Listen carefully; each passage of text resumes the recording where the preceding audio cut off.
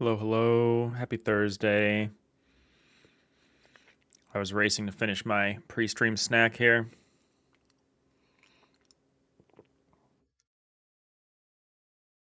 How's it going? We're ready for some game dev. Hey, Fullbox.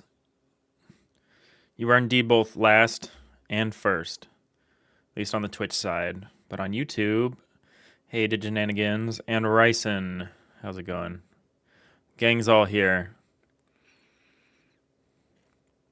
I saw some cool stuff this morning. I guess Godot's doing a newsletter now called the Node Letter. I posted in the Discord. I don't think it's anything new, but I kind of wanted to look through it a little bit. Unfair, full box.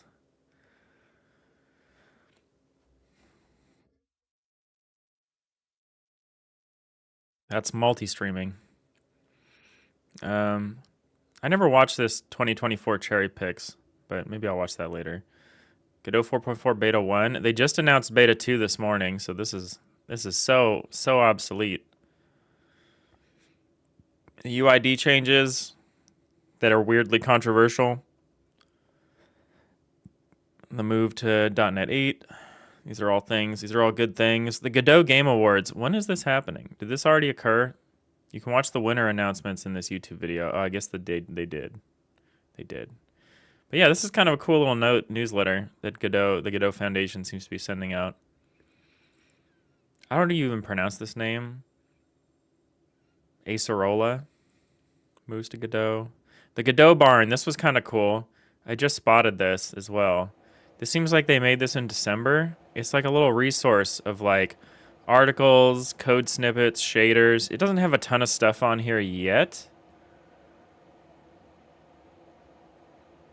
But it's not affiliated with the foundation. I'm a little confused about the licensing. It's supposed to all be free, but I don't see anything anywhere about licensing terms.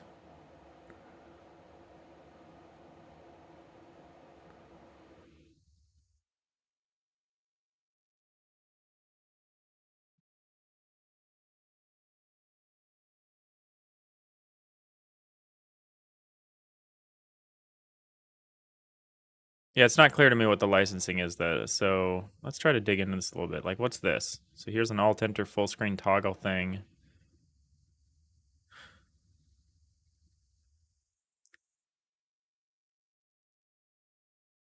The UID changes are controversial. Yeah, people just don't want extra, like, meta files, and I don't know. People get touchy whenever you change anything, whether it's for a good reason or not.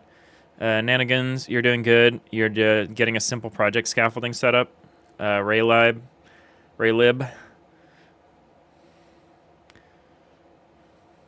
and setting up some basic shaders. Cool. You're getting your Odin framework going, huh?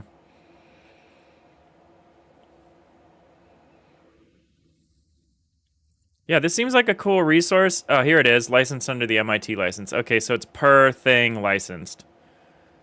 So, I mean, the articles probably don't have licensing, but there are. Oh no, they do. Okay, so everything entered in here selects what its license is.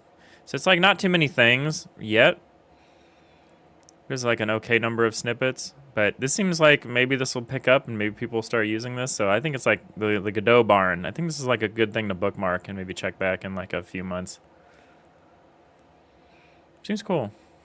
Or contribute. I don't know. I don't know why you would use this over like the assets, their little asset library or whatever, but it seems like a cool little thing. GodotCon US, that's so excited. I'm going to this. Presuming I can get an actual ticket, all of my other arrangements are made, like flight, accommodations. I'm like ready to go to GodotCon in Boston. They just need to make the tickets available so I can get a ticket. Got some game jam stuff. They're putting little releases of like released games in here. This is cute. Maybe you can get on the next node letter, full box. Fun little thing. Fun little newsletter from the Godot Foundation. You might go. It's an easy bus ride for you. Yeah, hell yeah, that'd be awesome. All right, let's get the project up.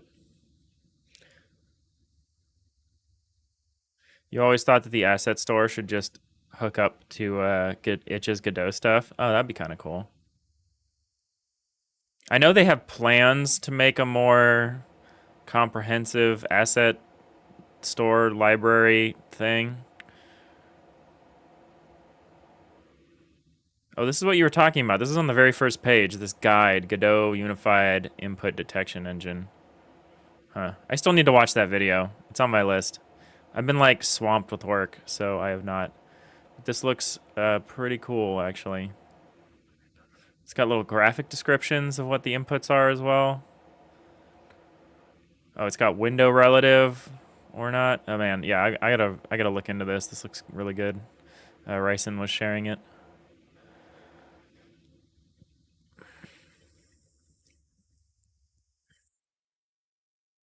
Bullbox, you actually just messaged Nat about it. Nice, nice.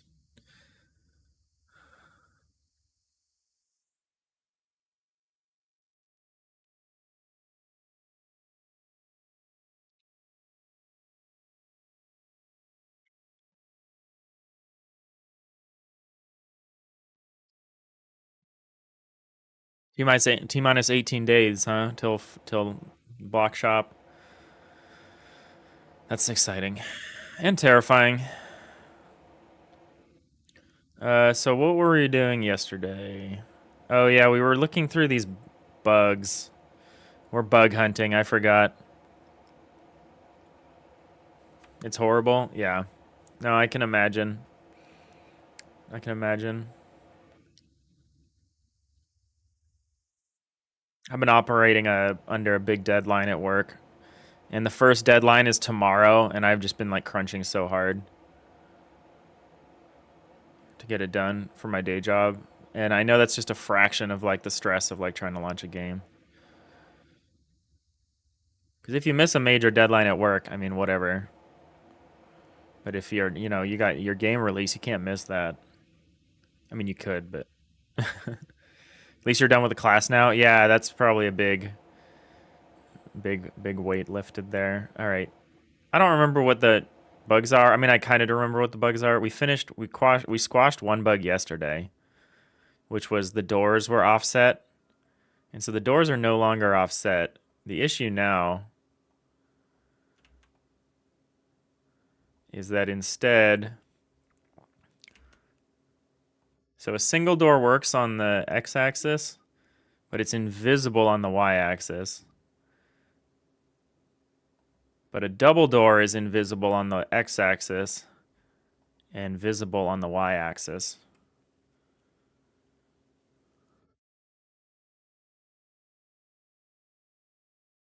And the floor is the wrong color. I actually don't know what I want to do about the floors.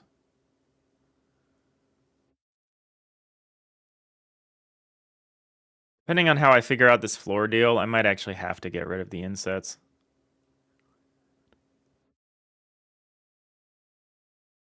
Might not have a choice. Or at least reduce them by some amount.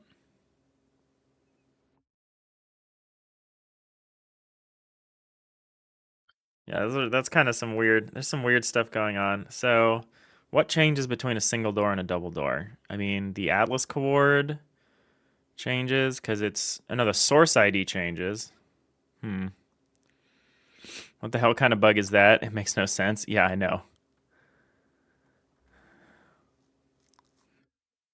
Very strange. Very strange that it affects the opposite conditions on each axis. So, I mean, I guess I should dig into the single door for a y-axis. A y-axis single door is behaving weirdly, and an x-axis double door is behaving weirdly. So I guess I should dig down into that. I think there might be some problems here. There's something going on here in the actual tile layer data. You can see these ranks of 255s. This is bad. This means we're sending them some junk data. So we're sending them data that they can't process. So I don't know. I guess I should scrutinize what's coming in just above this.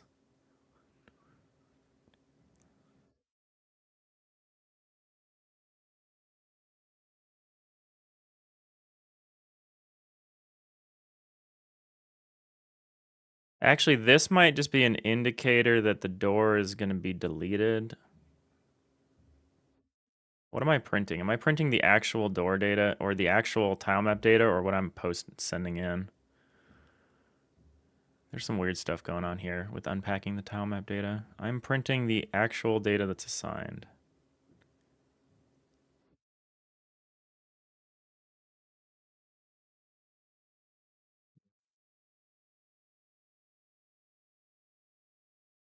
Bryson, could it be the invisible doors are still misplaced like they were yesterday? No, because that one actually ended up being a really simple and really stupid issue, which is that all of the door layer, the tile map layers are all offset from the origin, and I just forgot to offset the door layer. And all the doors are on the same layer right now. They're not like split face-wise like this or anything, so they're all on one layer, and that layer is no longer offset. That was such a stupid mistake. So let's go into this stuff. So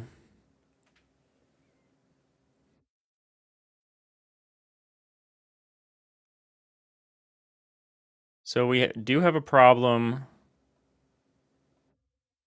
So we're having a problem here.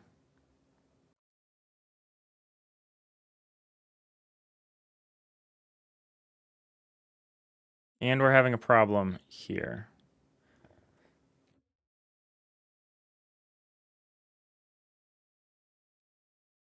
Problem is not expressing itself here. These are just the variants of the door that we're having a problem with.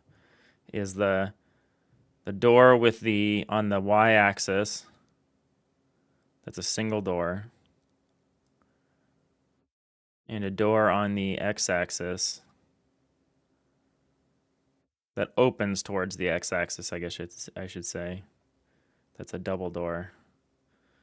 But the problem is likely down somewhere else.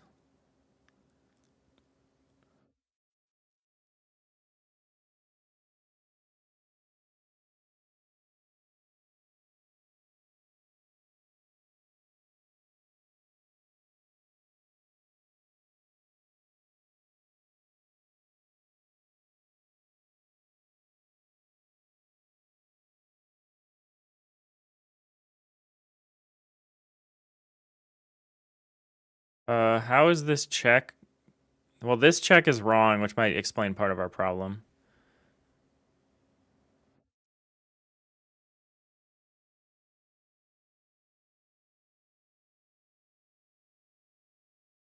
Uh,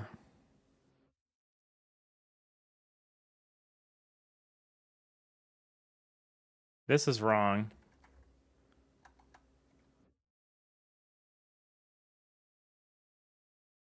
So that could easily explain one of them. But what's wrong with this one?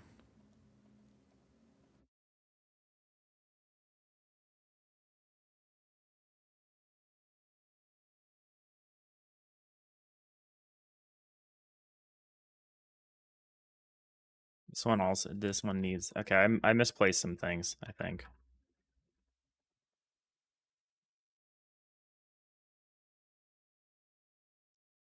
Let's try this.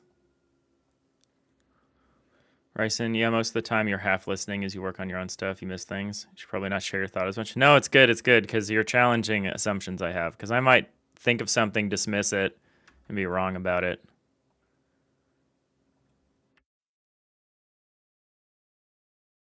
Because that's bug fixing. Is like you're challenging your assumptions, and eventually you find the assumption that you have that's wrong.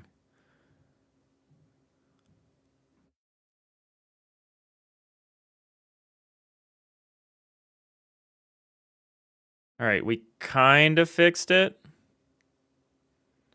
There's something else going on, but we're getting something. What about over here? Okay, we fixed this side.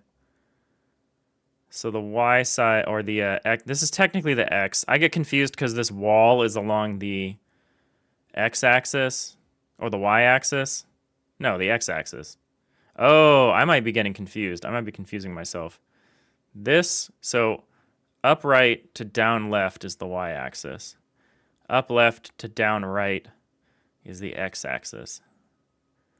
So this is an x-axis door. This is a y-axis door. So the y-axis doors are good. The x-axis doors are the ones that are having the problems. All right, let's go back. I need to turn off some of this debugging. Where are we even posting this?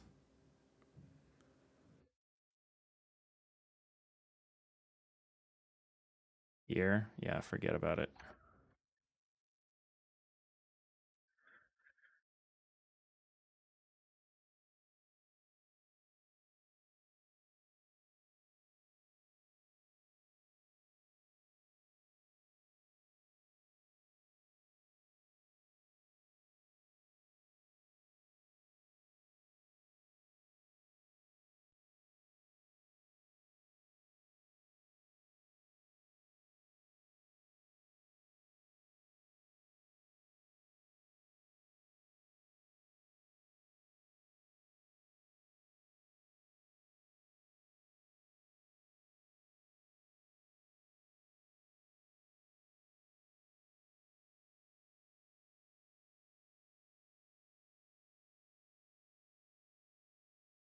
Yeah, well, let's make them look the same.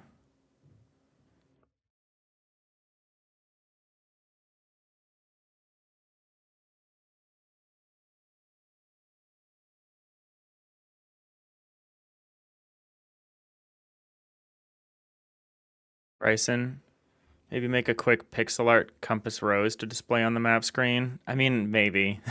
It's more just for me to describe. It doesn't actually matter to anyone doing anything. I just get mixed up sometimes.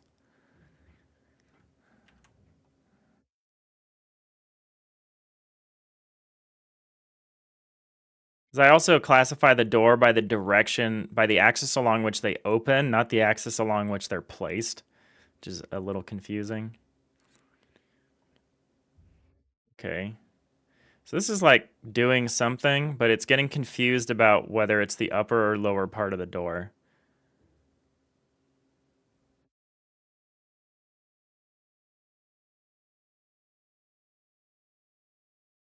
Weird that we don't have this. Oh, no, we don't have this problem on the other side.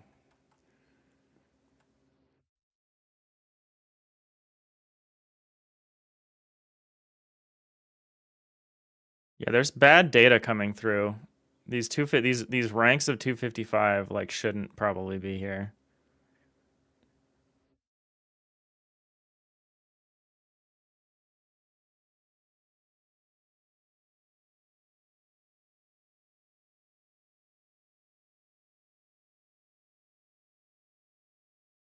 By the way, there's no music. No, I don't play music on stream anymore. Pretzel Rocks is kind of disappointed me. They like cut the vast majority of their music. Like they used to have like dozens, if not like 100 hours of music that I could play. And now it's down to like a few hours. So I would run through my entire music library every single episode if I played music. So now I just kind of play music in the intro, in the outro. Kind of a bummer, but what are you going to do? It's hard to find music that you can play on both Twitch and YouTube.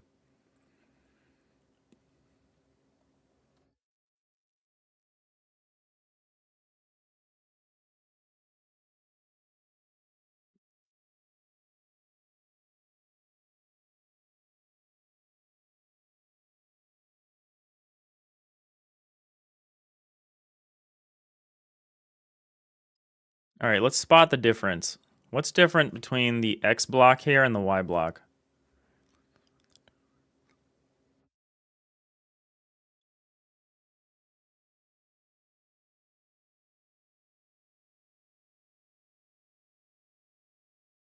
The only obvious difference is that we're ORing the existing axes, but that is reasonable. That's a reasonable thing to do. As far as the evaluations go, they should be the same.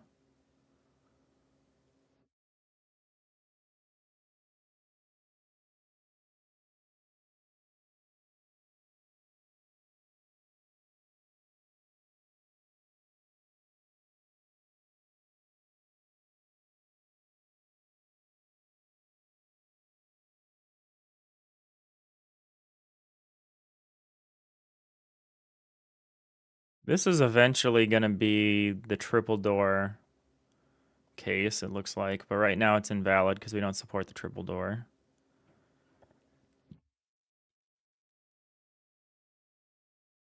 I don't think the problem is here. I think the problem is lower down.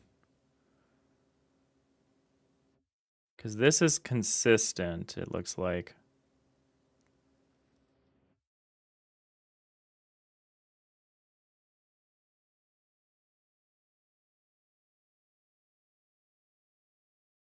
Bryson, you prefer the lack of music, honestly, because you want to listen to your own. That's my logic. That's like a bonus, I think.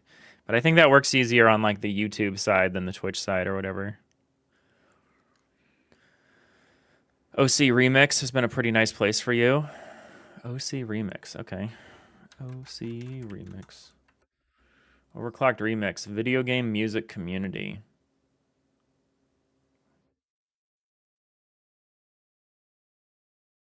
Oh, cool.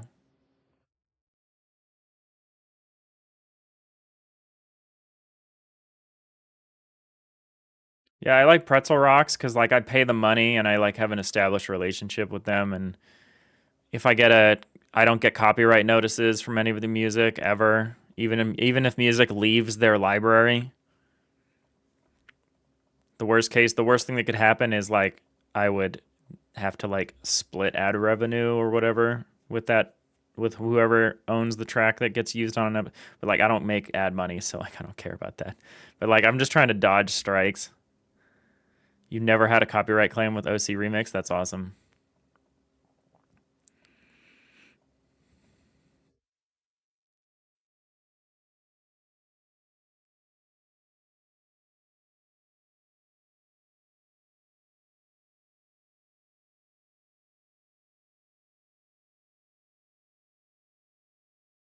It's possible we're somehow marking double axes thing here. We're going into an invalid state, but that seems like an unlikely thing. I guess if that would happen, it would happen on the x-axis door.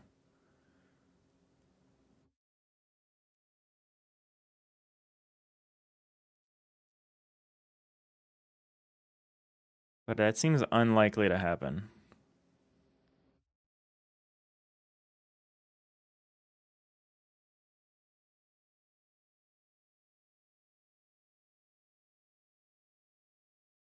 All right, we're going to move on and try to find this somewhere else. I think the problem might be in the Atlas coords section, where we're setting the Atlas coords, in which case there's maybe a difference between the X and the Y.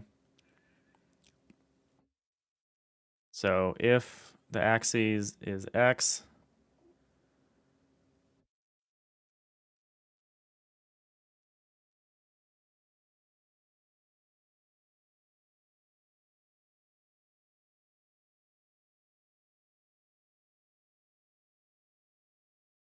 the negative Y, block forms dot door, door tile with the division lower, else if positive Y. Are we flipping this correctly? No, we're not flipping this correctly. This,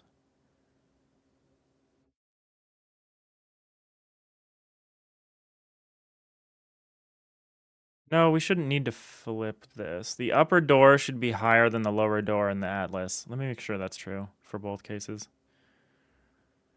It should be. Yeah, the upper door is higher. And then the alt, that should also be true for the alt tile. It shouldn't matter for the alt tile.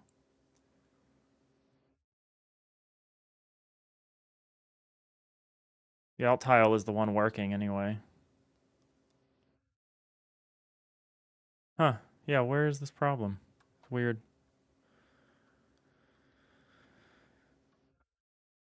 You also don't have the music in your VODs, only live. Oh yeah, that's a nice thing you can do with Twitch. Strip the music out of the VODs. I don't think that's doable when you're multi-streaming like this. I mean, it would be doable if I like wasn't multi-streaming and I was just posting the VODs on YouTube, but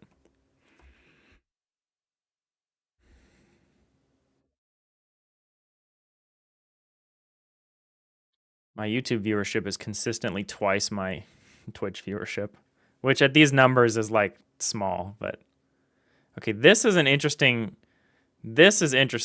what's happening here. This is also interesting.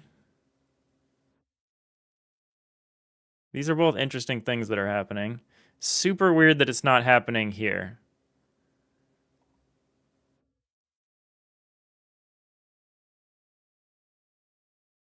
Oh yeah, that's the same case. So these are getting flipped for some reason. So they're being assigned incorrectly. So I guess I'm right, and I'm setting the lower and upper divisions incorrectly. That's silly. Okay, so the atlas chords is the same, but we flip the division for the X. So your division upper and your division lower. That should be it.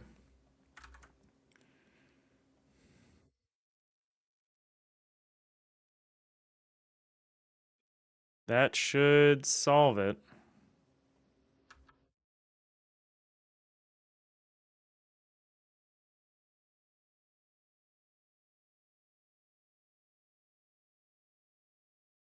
It did not. It did not solve it. Did it break this one? Do I just have... Am I incorrect about what I'm assigning? Okay. That did not do anything. I mean, I guess I can change the division, unless the division is, like, determinate.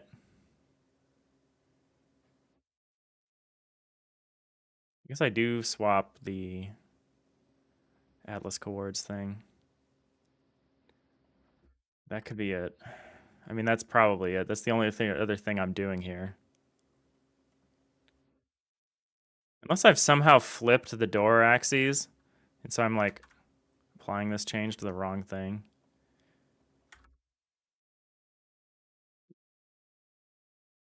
It's kind of weird that I'm defining some of this stuff and not using it at all, but...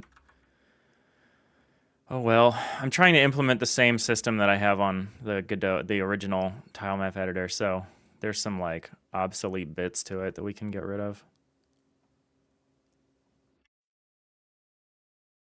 I'd be excited to like just chuck all of the obsolete stuff out of the project. All right, doors fixed. Except this part. This is the wrong color.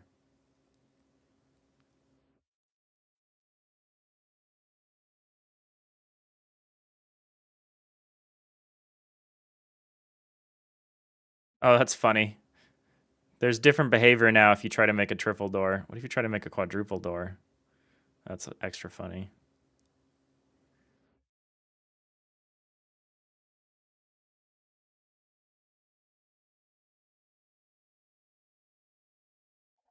Block merging is not working correctly.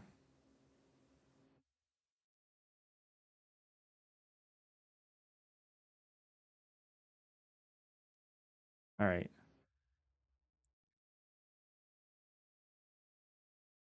Block merging is not working correctly, and the hull selection for a door along the y-axis is not working correctly. Oh, we got someone we can ban. This is always exciting. This is an exciting part of my day.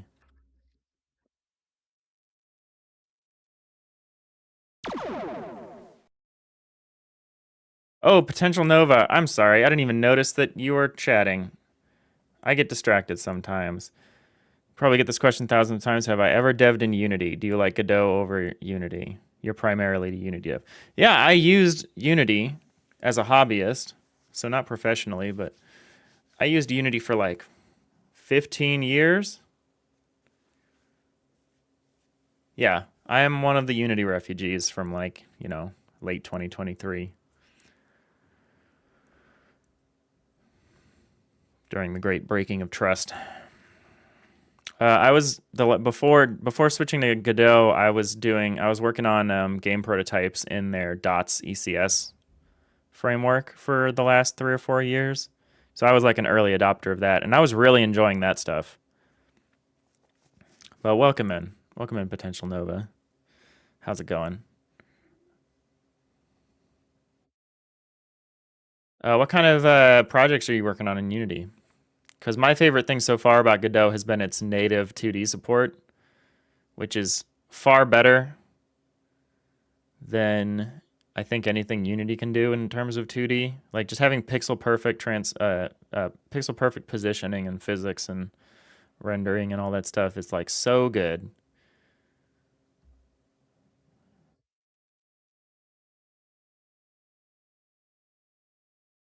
All right, so the merge block tool is not working when the incoming block is a bulk, but the existing one is a door.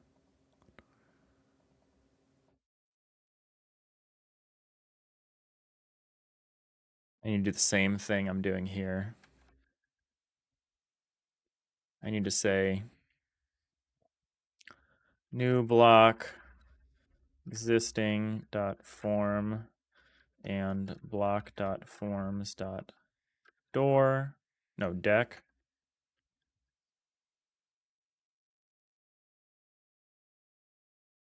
or incoming dot form. This is going to break very soon, but it's sufficient for now.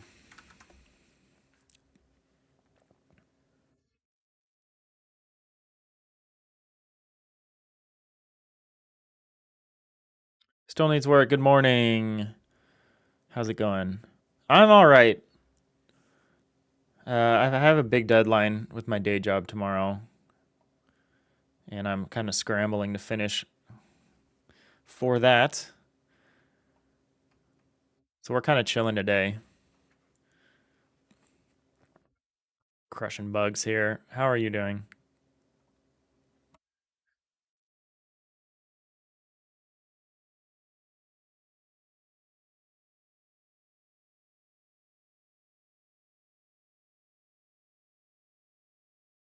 All right, I fixed that.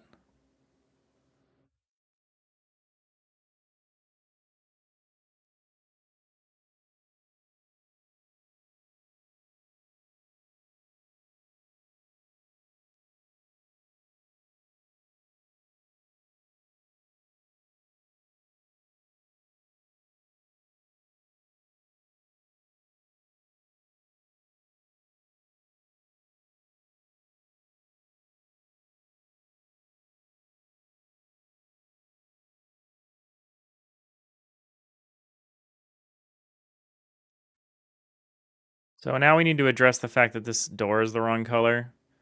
So it's checking the wrong side to determine whether it's an inner or outer door. We just need to address that. And then the doors look like they're pretty much working. You're doing good. You have a vehicle now. Nice, that works since you replaced the battery. Last week you learned that when your electronics act like it's possessed, that your battery is dying. Oh, interesting. Interesting.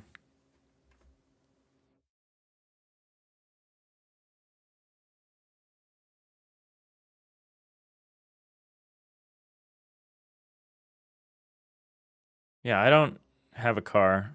I live in a very walkable city. I live in San Francisco. It's kind of a nightmare city to own a car. Windshield wipers would being weird. You'd turn off the car would spit out tons of errors. I know this era of very electronic cars is rough. I feel like if I had a car, I would want a very mechanical, low electronic kind of car. But yeah, that makes sense if the power supply is like inconsistent. It'll cause all sorts of stuff. I mean, the worst thing that could happen is that like it actually damages something in the car. But I feel like that seems unlikely. Well, I'm glad you got it fixed. Okay, so where are we determining? So we're back up here. We're going back up here where we determine the hull type. We determine the hull type right here. So here we say, if door tile axes are X, this is working.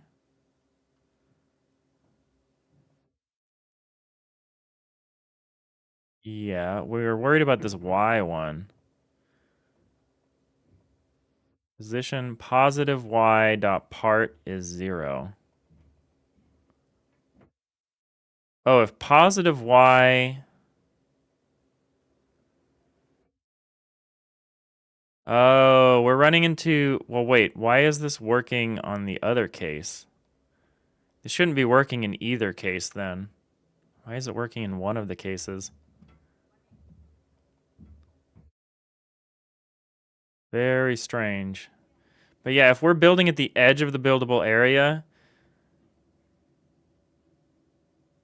an empty block defaults to a negative. Maybe I need to change the behavior of a default block.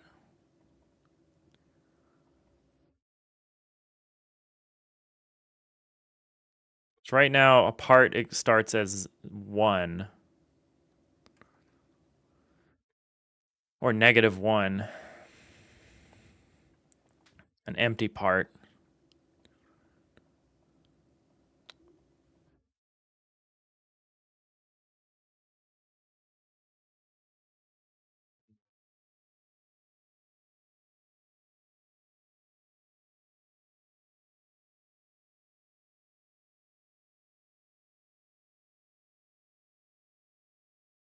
Your car would say things like cannot shut off run because car is not in park, but the car is in park. That's rough. Hey, smooth in a second. Yeah, I know all of your cars are from the last millennium. Low voltage signals. Battery only is a win. Okay, yeah, that was my guess.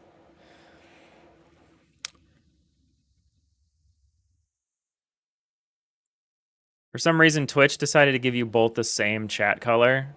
Your names both start with S, and you're both VIPs. So I'm like, I'm like struggling right now, distinguishing the two of you. You want an older vehicle for your next vehicle? Yeah, that seems like the way.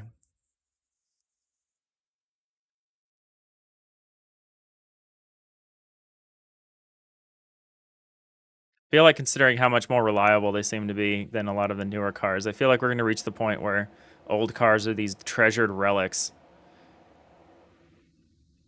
I guess we're kind of there because like used cars cost a lot of money nowadays.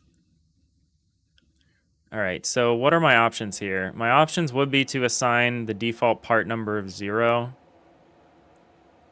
And part number here is like partition, like what partition you're part of. What are the consequences of doing that? Let's go check the fill system.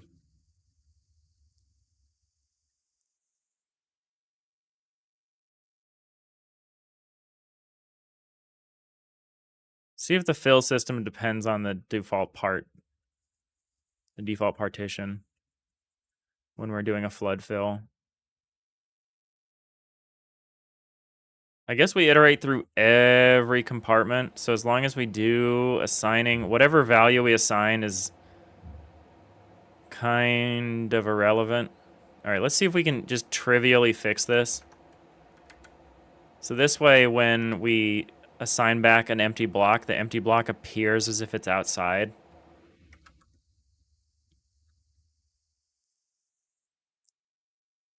That might just fix the problem. That might cause other problems, but might at least fix this one.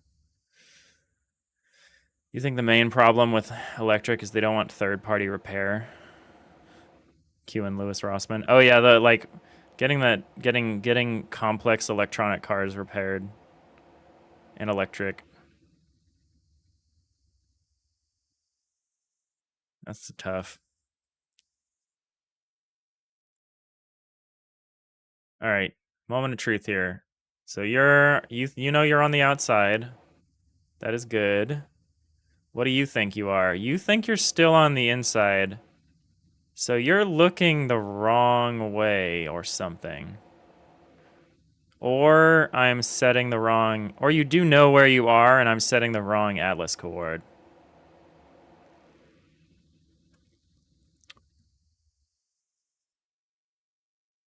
Huh.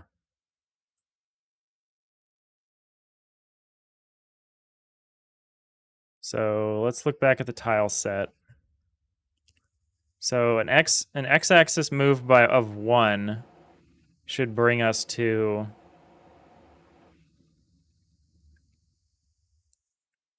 inside versus outside. So we're setting this incorrectly. We're incrementing the atlas coords by 1 for the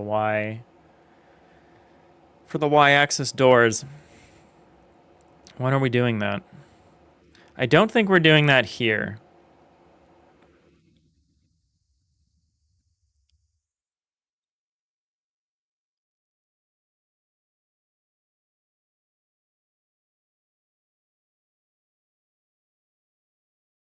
I think changing the default partition for an empty block to be outside is correct. I think that helps because we're doing like a get or default.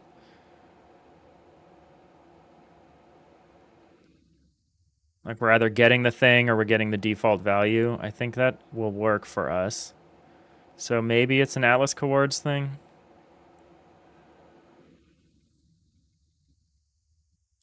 One guy was so ticked off about that, about servicing their electric car. They made their Tesla gas run. That's hilarious. Also, cars are brutal places for electronics. Hot, cold, often wet, vibrating. That's a good point. That's a good point. I've seen enough Top Gears where they run over they do a few miles of washboard dirt roads and they're like, my electronics all died.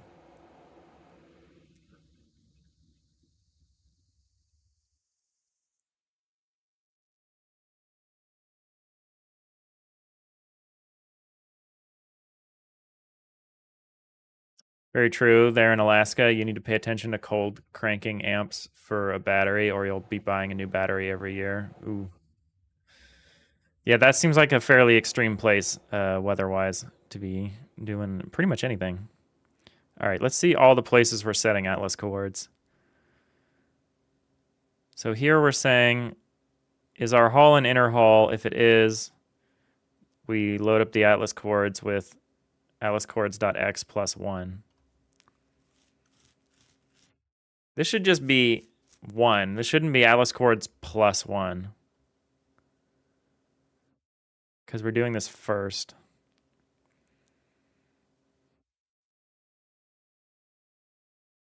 And then if we're a double door, we do atlas coords.x plus 1. Huh. I wonder what it thinks it is.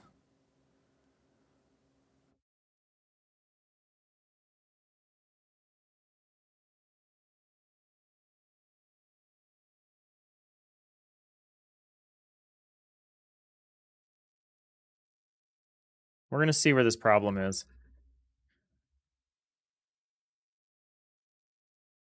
We're going to see whether the hull is being reported incorrectly or if it's an atlas coord being set incorrectly.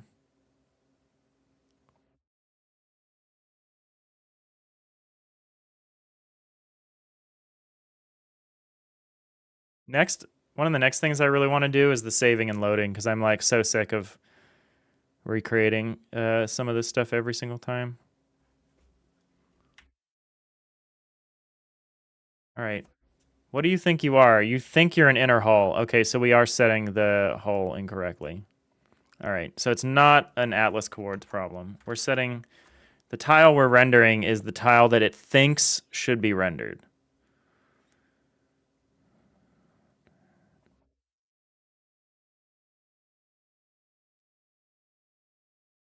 Let's go up here. Let's put like a breakpoint like here.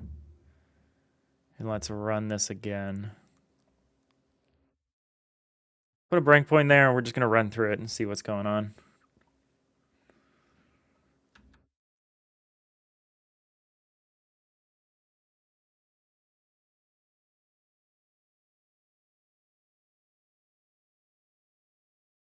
All right. Okay, so the hull is being set to inner. So we set the hull to middle. We say, so the door is not invalid. Here we're saying our door axis is Y. That is correct.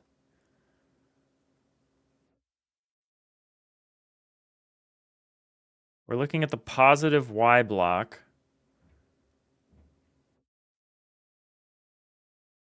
Oh, for Y, we need to look at the negative Y block. We look at the positive X block.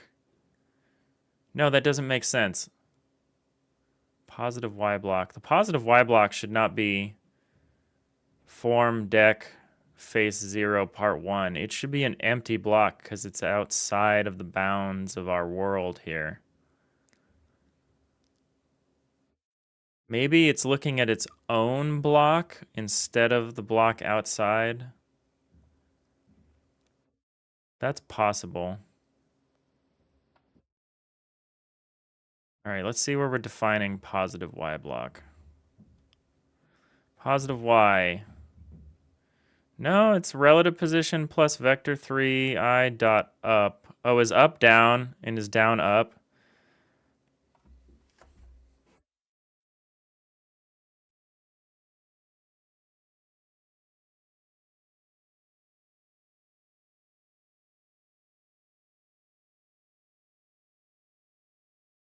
I'm so dumb.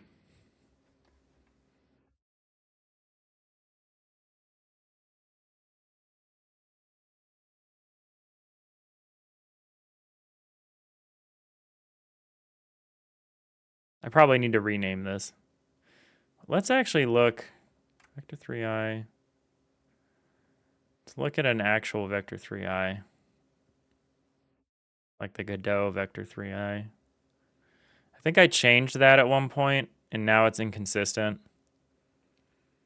Vector 3i, down is -1, up is 1. Yeah, I flipped this, and I should not have done that. I actually think I want to make, because this vector 3i is like for my game. I kind of want to set it to be like what it looks like to me. But I don't know. I should probably flip this. Because this is actually the vector pointing up in 2D space. Y up is a positive number in 3D space, and it's a negative number in 2D space based on how it appears. I don't know. I need to change this. But there's 16 uses of this, so I need to go through and actually like see who's using this and flip it. It's all in the tile in the fill system. Okay. I just need to rename this to down. Well, I can't really do that. I need to name this to something else. Still needs work. You've been learning Android programming, and you learned about different libraries where they have classes and functions designed to help save resources by implementing different techniques for how it recreates or caches screens. Oh, interesting. It's a bit of a learning curve at the moment. Yeah, that sounds really interesting.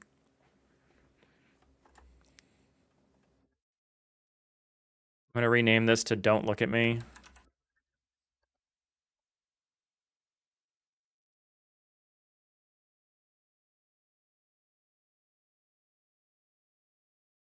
I'm going to rename this to Up.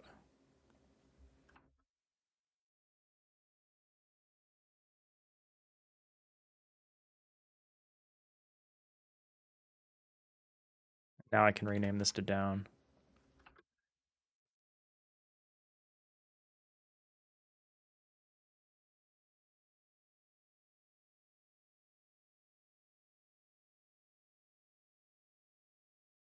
Make sure my forward and back are right. Forward is -1. Yeah, that's what I have here. I'm going to get this wrong more than once. Where I use up when I meant to use down. Now it at least phonetically like makes sense. Where like you expect up to point up. I'm not having to do the Godot 2D like down is the new up thing.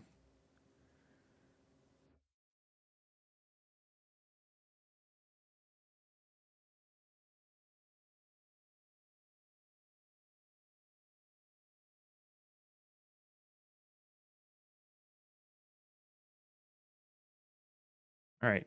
Hopefully that hasn't broken everything.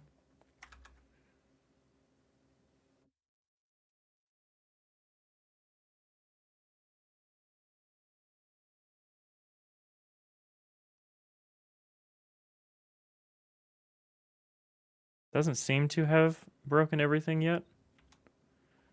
So here's our X doors. They're still looking good. And our Y doors. And they're still the wrong color.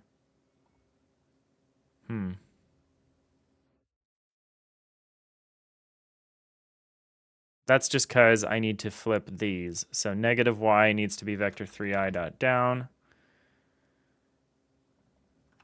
Down. Positive Y is vector 3i dot up.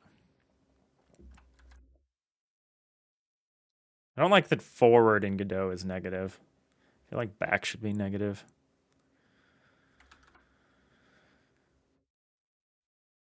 But their directionality is confusing, whether you're in 3D or 2D. I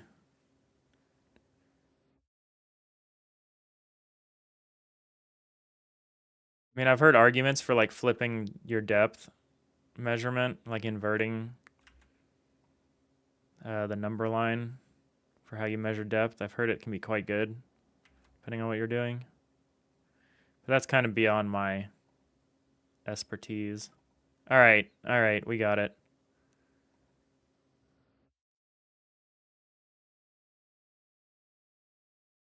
Yeah, I think I'm gonna widen the doors to be flush with the walls. I know the inset is kind of cool, but there's an issue with the floor that I don't want to address. That I can just get around by widening the doors. And I think it will look better. I think it is kind of cool that there's this inset here, but I think it will look straight up better if I widen the doors. That's fine. I need to redo the triple door anyway. I'm like still animating the fixed outline, and I can actually do it correctly this time, so people stop yelling at me. Like I can draw the door frame and then fill in underneath the door frame as a separate layer.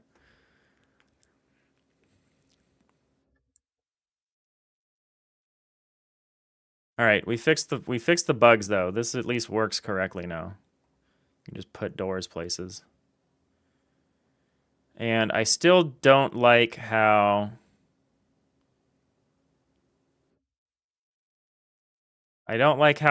door outlines or how doors handle the culling system.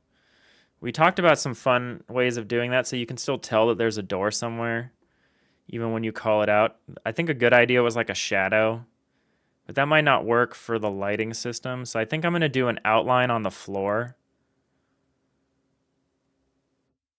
But I don't know. I might still need to just do an outline. The outline of the door might need to remain to let you know whether a door is open or closed.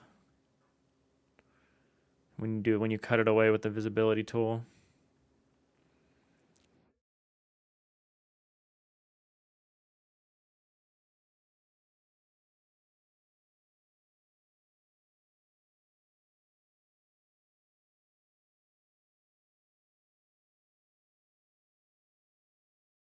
All right, well that's that.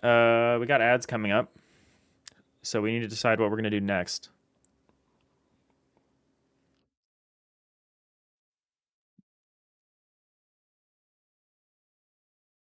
We have tons of time. We have like 2 more hours. One thing we could work on is saving and loading. We could do saving and loading and undo redo. I haven't put any thought into doing that, so that could be that could be fun. It's definitely something I want to support. So we could do undo, redo, and saving and loading, which are like two sides of the same coin, in a sense. On to creating the next bug. Exactly. Diginanigans. Exactly. I don't really want to do the animating right now. It's really boring.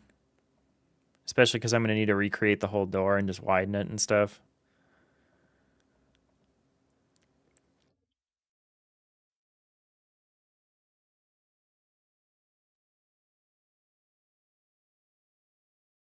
All right, so how are we going to do saving and loading? I think Saturday maybe. Saturday might be kind of fun to do some turn-based tactics games, like mock-up or research of things, of like, you know, what kind of like we can maybe make a canvas board or something in Obsidian and go through like what kind of interface what do we want our interface to look like? Like, are we going to use timelines? I kind of want to use timelines.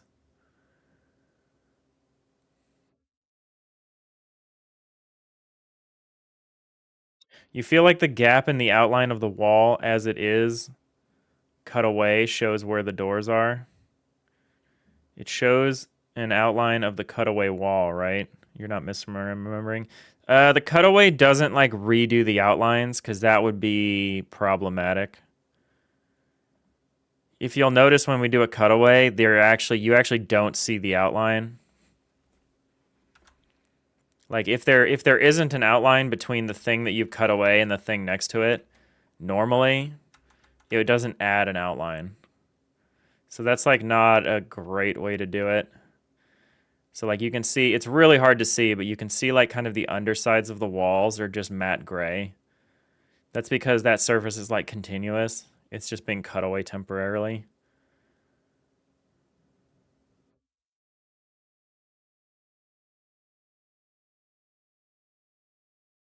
So when you cut away a door,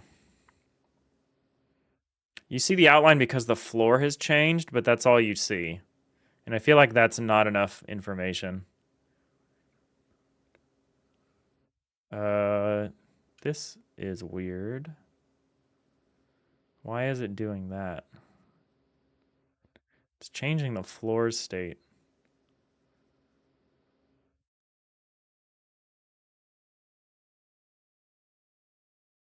Oh, we got a bit of a problem here.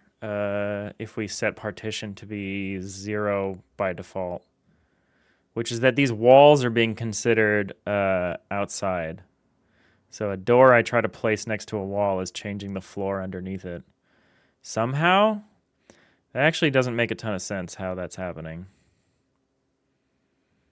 That's fine. I guess I shouldn't worry about what happens when you make an invalid placement. We'll swap that out with something that's actually... I do kind of like how you can cut away one half of a double door and leave the other half. That's kind of fun.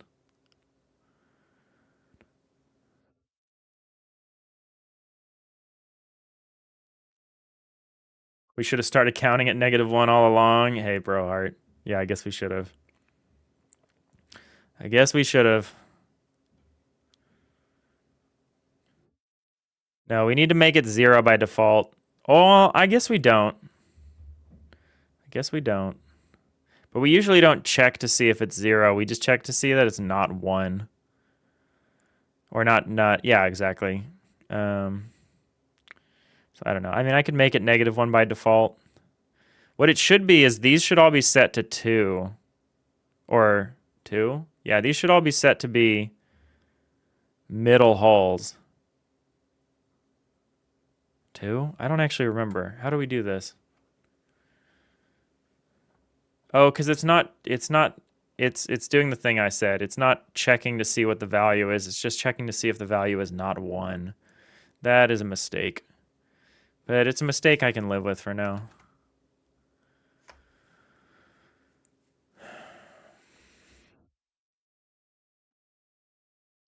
So if we were to do undo redo, we need to do it in one of two ways. We either need to play back the reverse of the last input, So if it was like place block, now it becomes like erase block. If it was erase block, it becomes place block. That has an elegance to it. Because it's either playback the input in the reverse direction, or it's like you're actually storing snapshots of game state and just rolling back to the previous game state. I think our system should run off of input rather than snapshots of game state. Because if it runs off of input, we can use that for a number of things.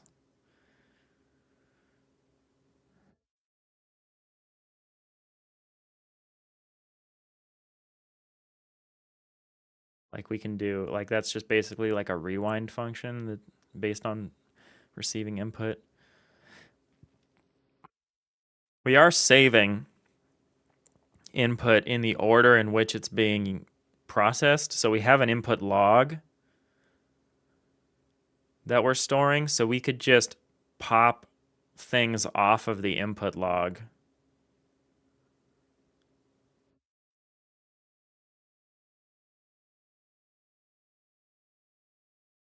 Well, we're storing the input log as a queue, which we really don't want to do. Well, we kind of do. We want it as a log for one purpose, and we want it as a stack for another purpose, so that's kind of awkward.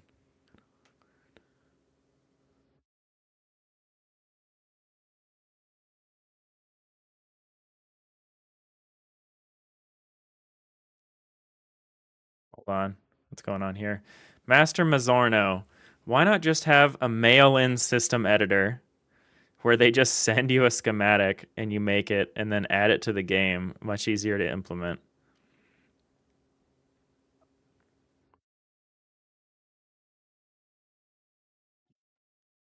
I don't understand how to practically implement such a thing, but that does sound funny.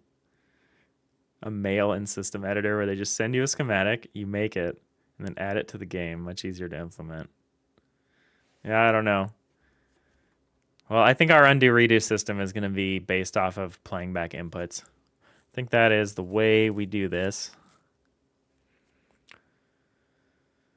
Welcome to the channel.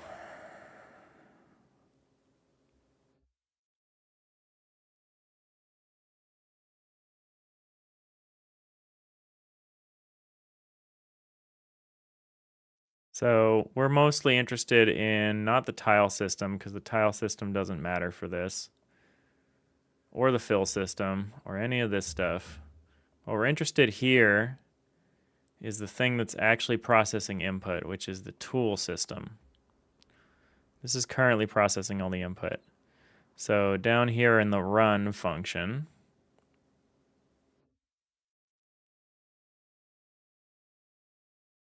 I don't know why I put the run function all the way at the bottom.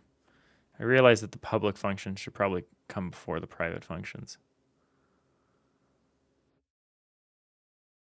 Move those around.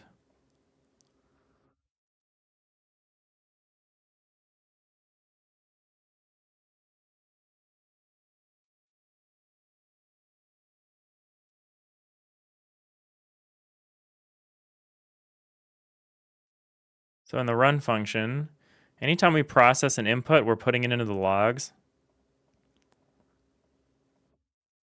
Maybe we store an input log, which is a queue, and maybe we have an output stack, like an output log, which is a stack. So we can roll the, although wait, no, it needs to be the same thing because you would need to redefine the input log. I mean, I guess it just needs to be a list.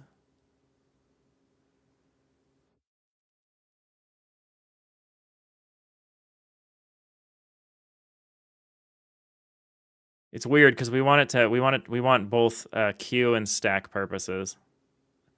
Because if we want to replay all the input, like if we want to store the input and run the game again and read out and reuse all of the previously recorded input, then we want it to act as a queue. But if we're using it for undo and redo, we want to use it as a stack because we want to pull off the top. Diginanigans, you could get one of those physical to digital mail services that take your paper mail and email it to you via PDF. Oh yeah, we use those. And set up something to watch that mailbox and parse the PDF. Yeah, yeah.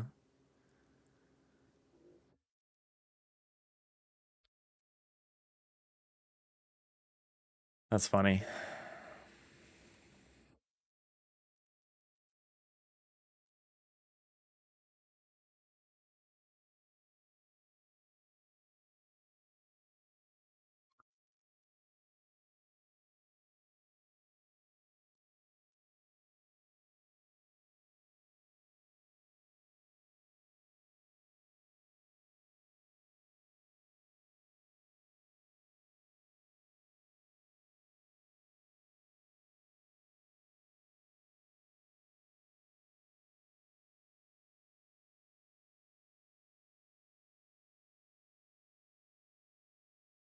Okay, so there is totally a data structure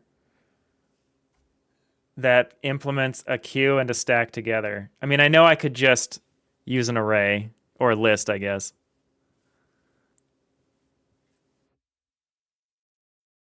It's called a dequeue, a double-ended queue. Okay.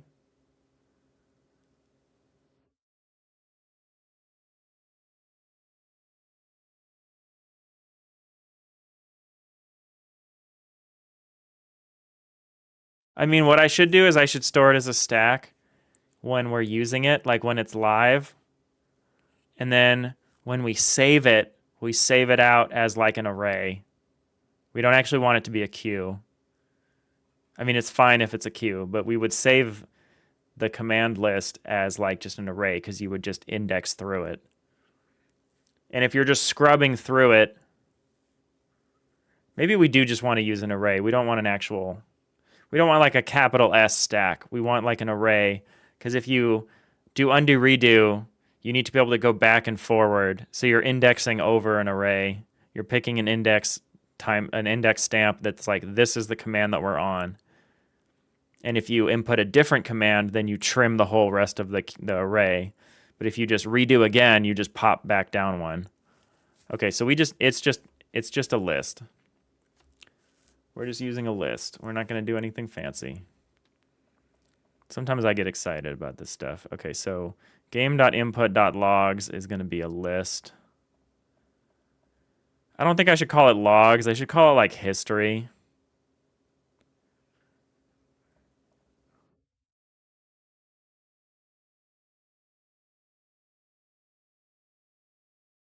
I don't know. Maybe logs is fine. Logs is confusing because that's used somewhere else, but I like short descriptors. All right, where's the input? Where do we even store this? IO. Input. Is it input or is it output? I guess it's input.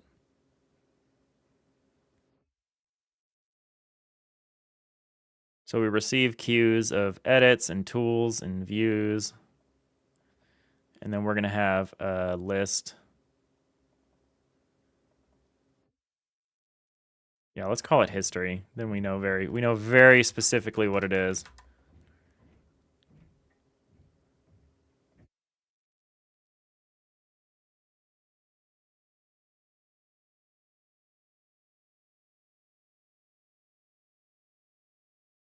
I have a list of commands.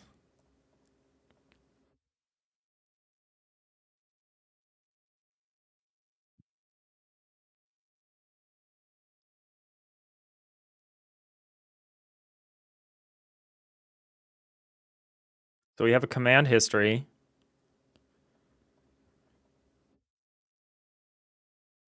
We need a process to play a command backwards. Or not backwards, but we need a process to play a command that's inverted. And that is going to be a little complicated.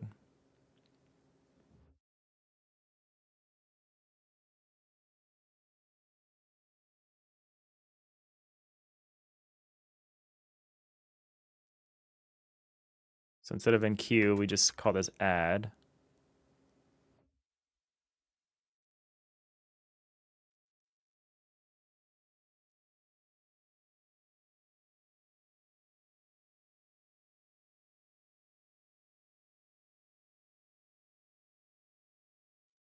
Here's an interesting thing. So entering the keys of a redo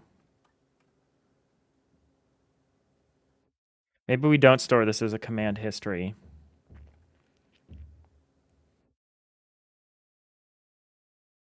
Because a redo itself is also a command. Oh boy. This is something I should have researched a bit more before being like, let's just do another undo redo system. My last undo redo system was stupidly easy because it was only for the editor tool, and all it did was it actually took snapshots of tile map data at points in time. And if you did an undo, it just gave you the last tile map data. And if you did a redo, it gave you the next tile map data. But this is like a more sophisticated concept.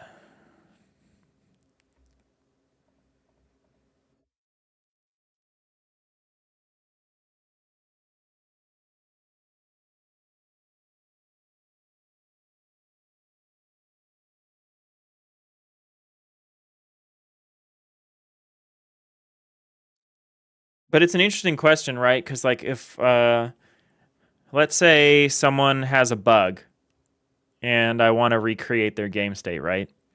And so they send me a save file.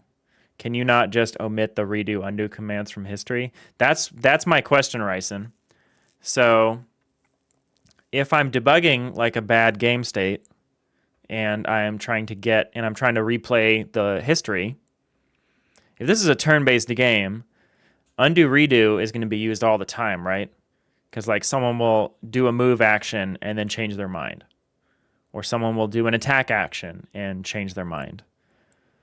I probably actually want the undo redos in the history.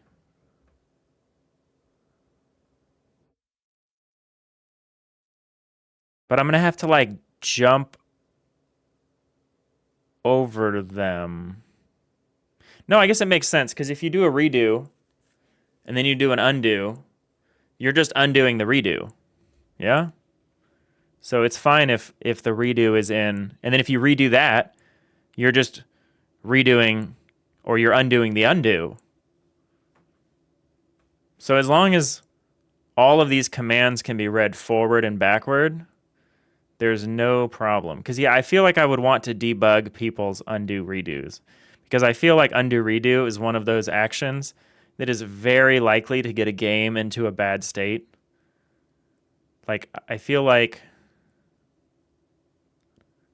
you wouldn't want the action to be added to the history until they've set that action in stone. I think that is a reasonable decision. I think that's a reasonable decision. I'm just worried about knock-on effects of rapidly undoing and redoing things, or like exploring the history tree. I guess maybe you can't do that, because if you undo a bunch of stuff and then you do a new action, I guess it preserves the entire action history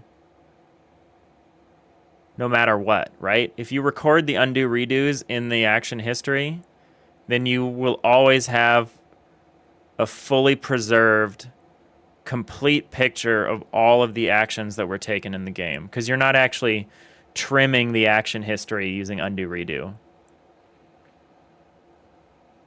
Diginanigans, you don't typically include undo redo as part of that, just the commands that alter state. Undo redo is really just a window into state history.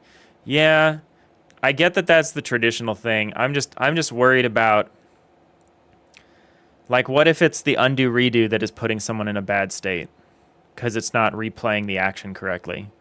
Like, I feel like for debugging purposes, you would want the undo redo. I guess it depends on how you record, what you consider actions that change state. Because, like, if you look at this,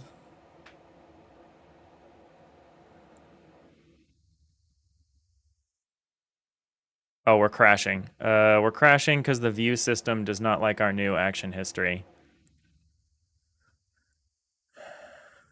Add. Add. Yeah, it just depends on what you consider. Like, there's some stuff that I probably don't want to add to action history. Like this this mouse hover thing, like we are changing state every time we move this because this block is actually being added to the game board. Like it's being fully added to the game board, and that's happening so that we can outline things correctly like this. So I guess a move that is not committed is kind of like this. Like if you move a thing and then undo it, that's kind of like this hover action. It's a non-committed state change. So I guess you're probably right. I guess we only really want to refer to committed state changes. I don't know.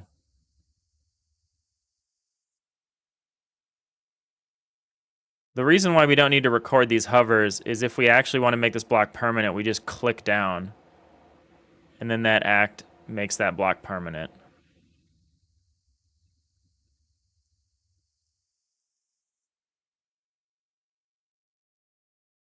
So you just confirm the existence of this block by just placing it. It doesn't actually exist. Like it exists in the data because we need it for, in the same way that if you move a character, the environment around the character will react to it because that character's been moved. But unless you've committed that action, like you've said, like you've confirmed it and you didn't undo it, I guess it doesn't really matter. Let's do it the simple way. We're gonna do it. We're gonna do it the simple way. Why are we still debugging this? I want to stop printing this stuff.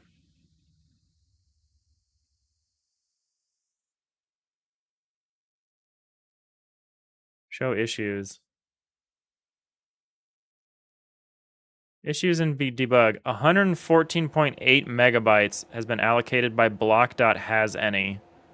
Allocated type forms. That's actually a good catch. That should not be happening.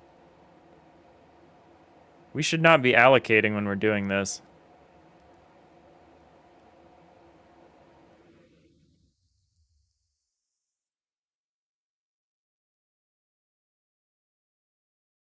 Is it this array enumerator thing? For each form, oh, for each forms, it's this.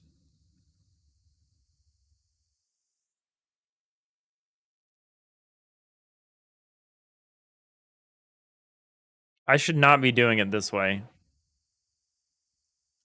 I should be saying something else. Oh, okay, interesting.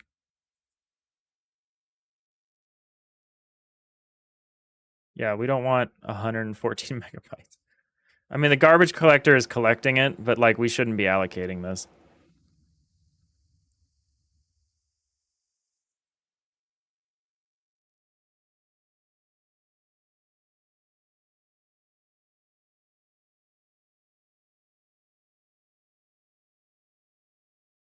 Actually, it's this enum to get values. This is what's allocating, isn't it?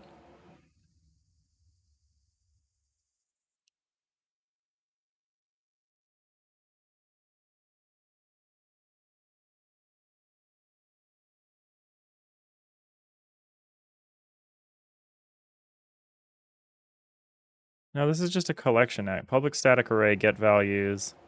Oh no, this is returning an array.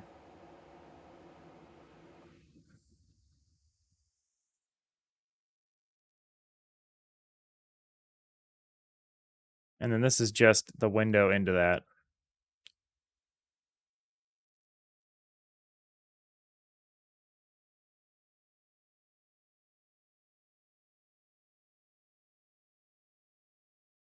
This list is static, so I should probably refer to a static copy of this list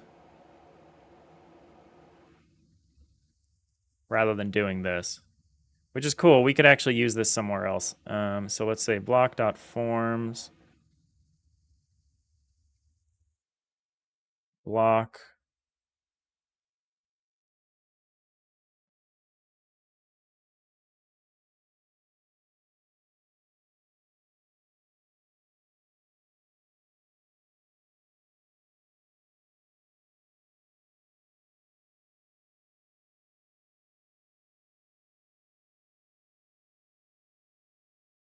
Public static forms all equals enum.getValues forms.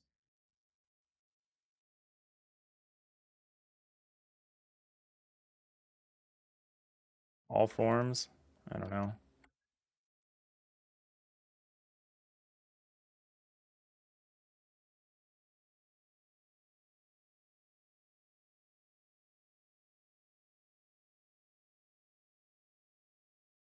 Is this better if I just say for each form in all forms?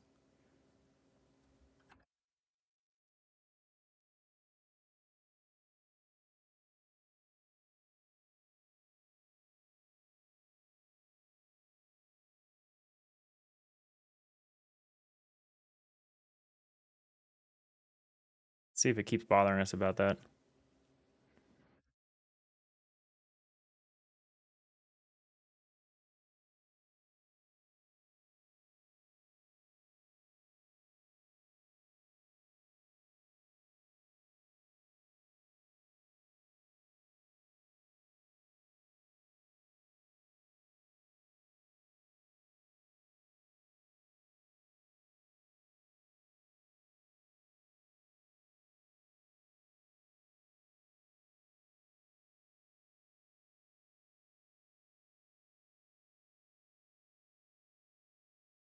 I don't want to suppress this.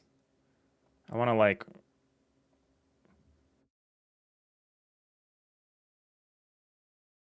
reset this because I've changed it.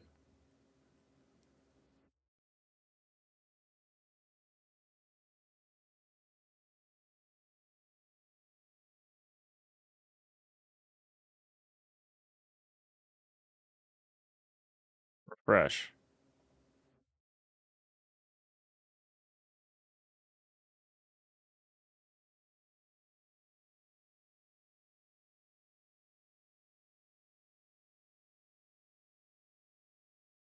I'm gonna restart it.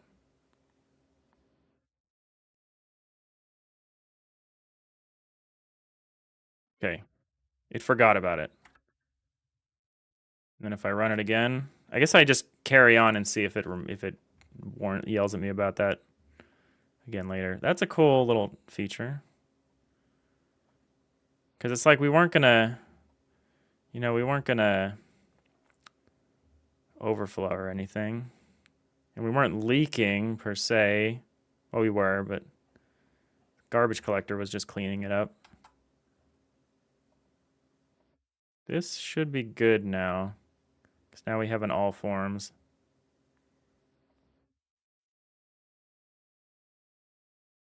I should do this for the other case, the composition. The composition does the same thing here. Where does the composition do that?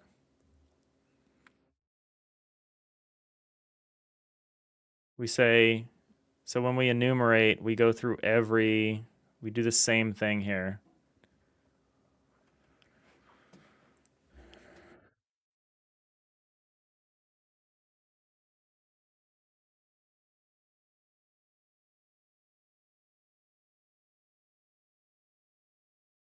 I should store that in component here. Component. There you go. I'm distracting myself with a side project while I think about undo redo.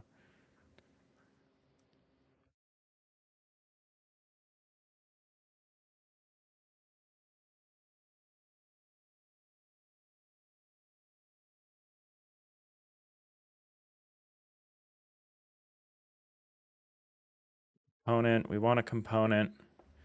We want a static property.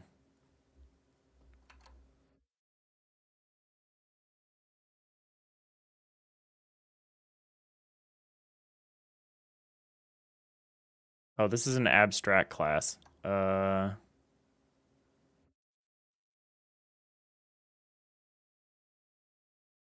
don't all have to be abstract, do they?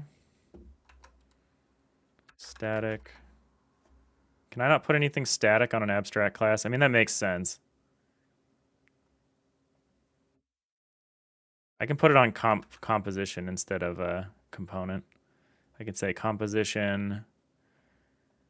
We can say public static.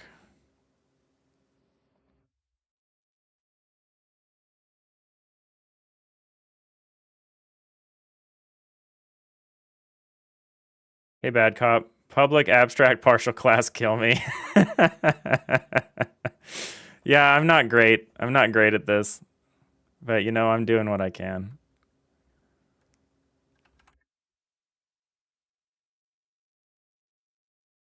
All flags. Enum dot get values component dot flags.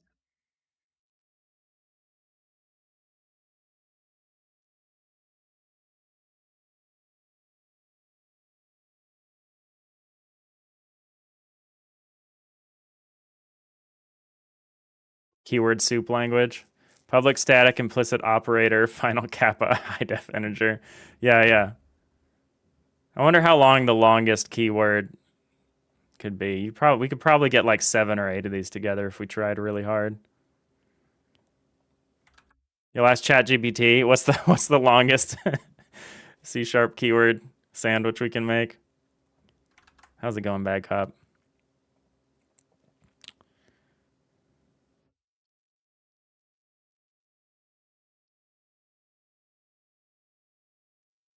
This should also prevent crazy memory allocations because we're just getting the full list of enum values once, and now we're not doing it every time because I guess that was allocating an array every time, which is unfortunate.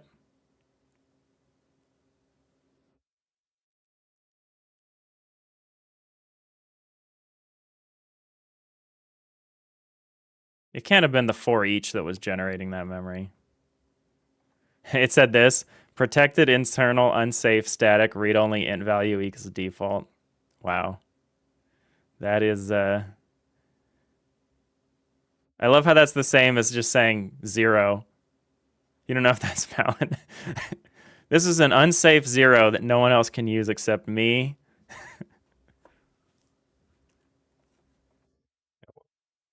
That's insane. That's pretty funny. It's probably valid. Let's see if it's valid. Protected internal. I think internal means that it can only be used by your class. I probably can't do this in a struct. Probably should go to a class. I probably can't do it in a public partial class. Maybe I can do it here. Yeah, I think it refers to something that can only be used by either your class or a class that inherits from you.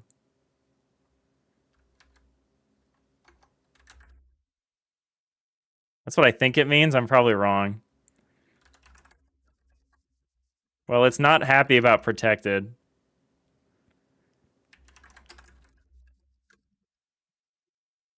Oh, it's legal. Isn't that what protected means? Oh, maybe that's what protected means. No, maybe you're right. Maybe that's what protected means. Then what does internal mean? Uh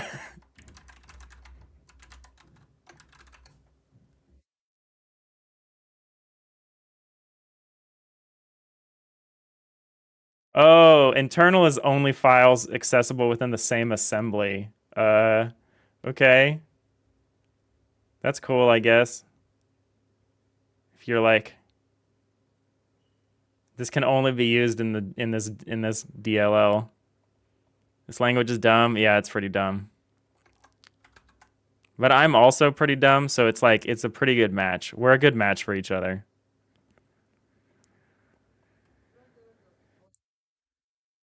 All right. So where am I doing this enum.getValues nonsense? For each component in this. It's just here. I'm just doing the sign enumerator. So we're just going to say all flags.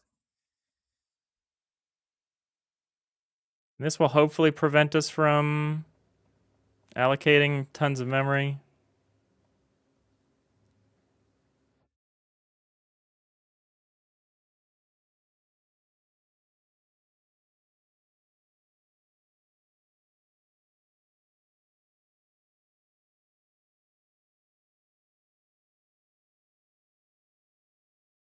Oh, this should not be public. It should be private.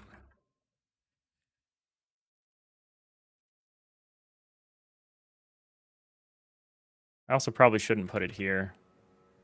Field can be made to read only.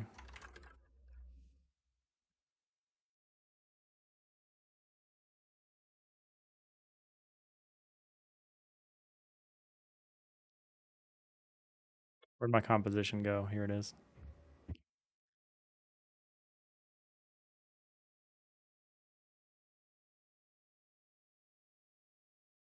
Yield. What next? Stop? Speed limit? No turn on red? Yeah, I need to set up some tasks to do some like easy multi-threading for some stuff soon, and I feel like I'm going to get caught up in all that.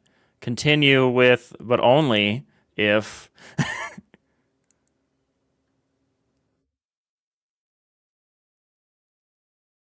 Let me set up my task factories. Where do I want to put this?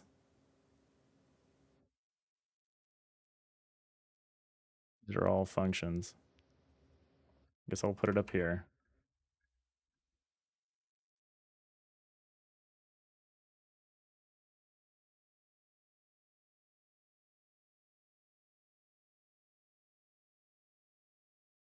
I guess I should call that all components. But who cares?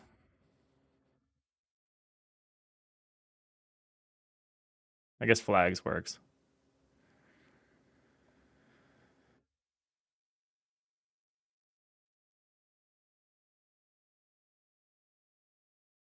All right, so we need our undo redo system.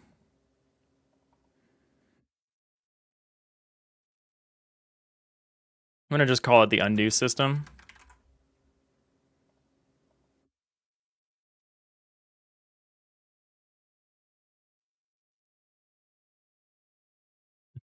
You want to join your game jam team? You're losing steam fast. You have 3 days left.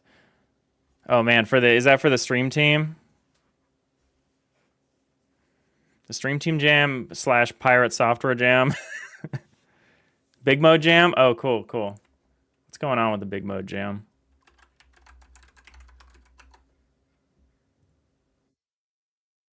This is the big mode jam 2023. I don't know how to internet.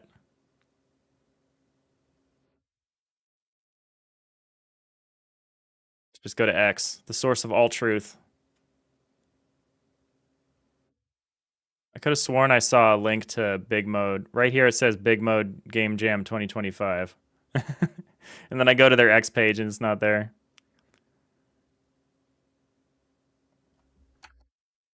See if it'll get me there. There we go.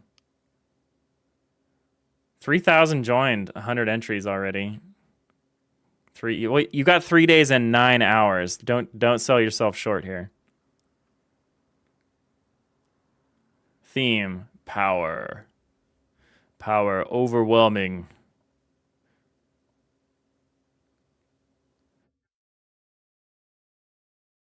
This is going to be rough. I feel like vague theme names always lead to like really rough interpretations. It's cool. It's a good theme. It's very open-ended. Those 9 hours are for sleeping, though. Yeah. Fair enough. Yeah, 9 hours of sleep for 3 days. That should be fine. So this was January 24th to February 2nd.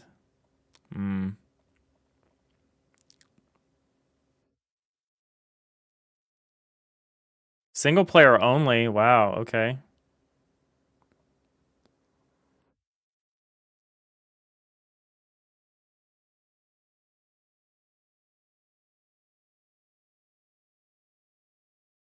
Cool.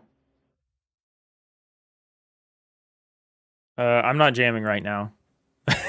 or I would help. I'm probably not gonna. I'll probably do the D2 jam or LD57, whichever comes first. I'm just really behind, both in my day job and in this game.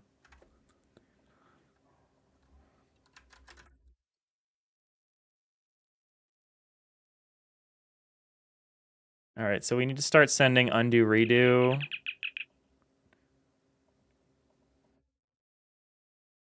Do I want a separate? No, I do want I want a separate undo redo system, but that undo redo system is probably just gonna route undo redo commands depending on what the last action in the history was. Yeah, you think LD will happen? Okay. You have mixed feelings on D2 Jam. Don't let Pomo or Adagon hear that. Link on 18. Thank you for the follow. Really appreciate that. Ryson, so they aren't linked out to other comp. Ah, okay. You were talking. You're way back on internal keyword. Appreciate that, link on. How are you doing?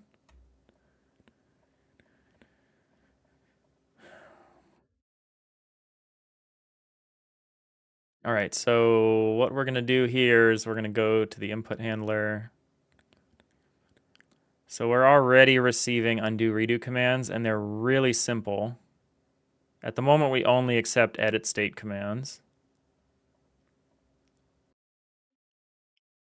So we can undo and redo the edit. Okay, so these commands are actually going to come through the edit system first. So maybe the edit system actually handles this, and we actually don't need a separate undo redo system. Which I think is actually correct, because right now the edit system doesn't do jack shit. It just redirects commands to other systems. And it would be nice to give it something to do. So it can probably handle saving and loading and undo redo. Because these 4 commands have very different contexts if you're in play mode. Like if you're in play mode, saving and loading is like the game, right? But if you're in edit mode, it's like whatever you're constructing. Same thing with undo redo is kind of whatever the last thing in the action history is. So maybe we don't actually need to be aware of game state. Lincoln, you're learning GDScript. Hard when you always get distracted by calls, etc. Yeah, for sure. What does the and mean before a string? It's a string name, so it's like guaranteed to be unique or something like that. I don't know what they do. They probably register them all or something. They were like super fast to compare.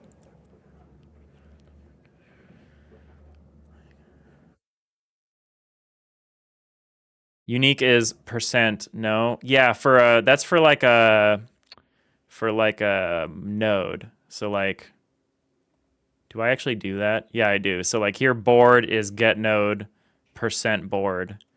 So that's a node for a node. The and thing is like for a string. It's for its name is string name, and I don't know what it does. You've never seen those? Yeah, I honestly don't remember. Godot string name. String name. They're immutable strings designed for general purpose representation of unique names. Also called string interning. This is my string intern. They're guaranteed to never change, and I don't pay them. It's 2 string names with the same value or the same object. Comparing them is extremely fast compared to regular strings. Yeah, I don't know if it matters. Like I'm just using it in an input handler, and I feel like using a string name in an input handler is like kind of a waste. But I mean, an input name is guaranteed to not change unless I change it. So I don't know. Ryson, you feel like you had a good name planned for your hypothetical undo resystem, but you can't dredge it up. Oh, I hate that. It's all about what kind of weird names you have for systems like that. Uh, Basically, they can compare by a numerical UID rather than compare every letter. So yeah, so they're registered and they're put in an array and they just compare like indexes or something like that. Like something like that is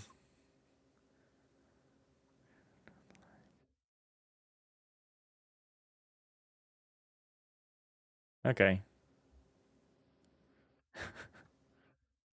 You're going through courses on Game Dev TV and now you've switched to GD Quest. Oh, cool. I like GD Quest. I think Humble was just did their 2025 sale or whatever for all those, right? Whatever, you just compare strings. You like your games nice and slow. String comp me up. Yeah. Yeah, there's no reason for me to do it that way. It's one of those things where I'll be like, look at this single call I make once per frame. Look how fast I've made it. Look at how fast I've made this input handling that we do once every like something 100 frames.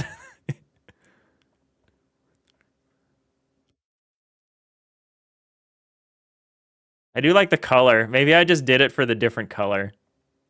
That's probably why I did it. I love my syntax coloring. I don't want to be able to read my code. I want my code to just be this like deep mess of like multicolor vomit. I don't want to see a single bit of white text. It's disgusting.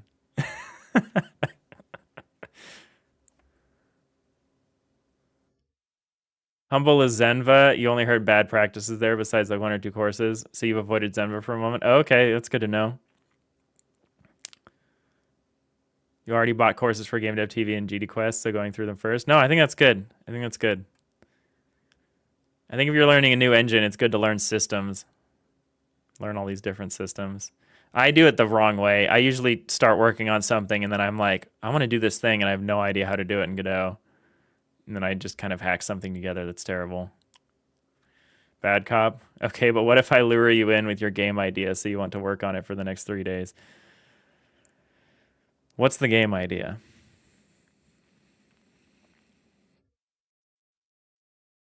But you have programming experience since earlier, right? Oh, you don't. Oh, okay. Yeah, I have some. I'm not a trained, like, I don't have any academic background or anything in programming. Uh, we're going to get rid of this undo system for now.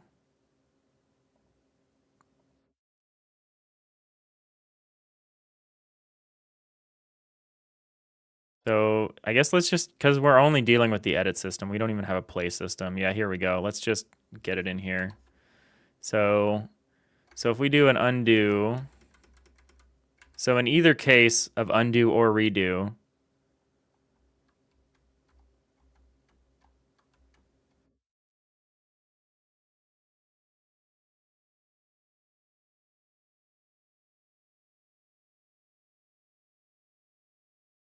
do I want to shove an undo command directly the tool system? Probably. Maybe not, though.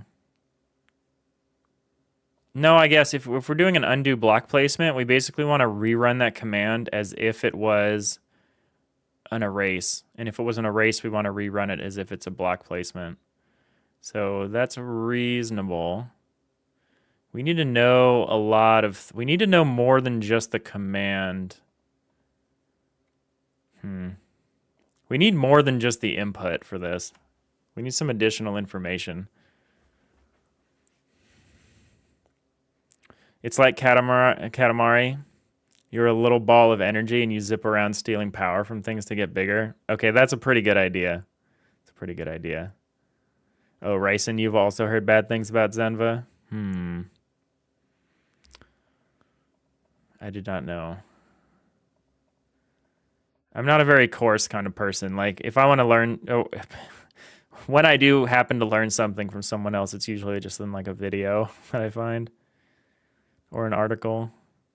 But that's very... I usually, like, can't learn anything unless I have the exact use case in mind that I want for it. The movement's pretty bespoke. Yeah, I bet. I don't know how you... Handling like rolling ball movement like that sounds crazy. Do I multi-stream? I sometimes answer people you've not seen in this chat. Yeah, we're multi-streaming to YouTube. Our viewership is pretty much split 50-50 between Twitch and YouTube.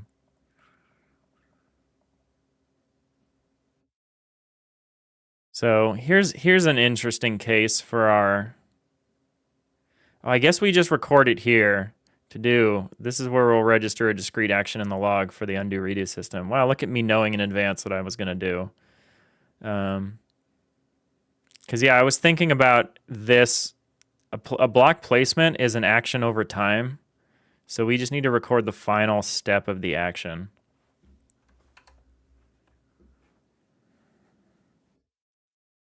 You move around in like the walls of buildings on the wires. What? Oh, on the wires. Oh, that's really cool. That is very cool.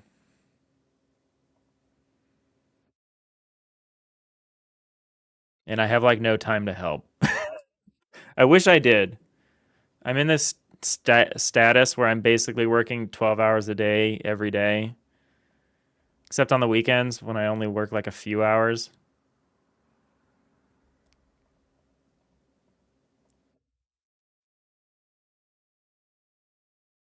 Lincoln, some streamers when they multi-stream, they include a chat on screen that displays both the Twitch chat and the YouTube messages. Not sure how, but you would guess a bot would have that built in using APIs from chat or something.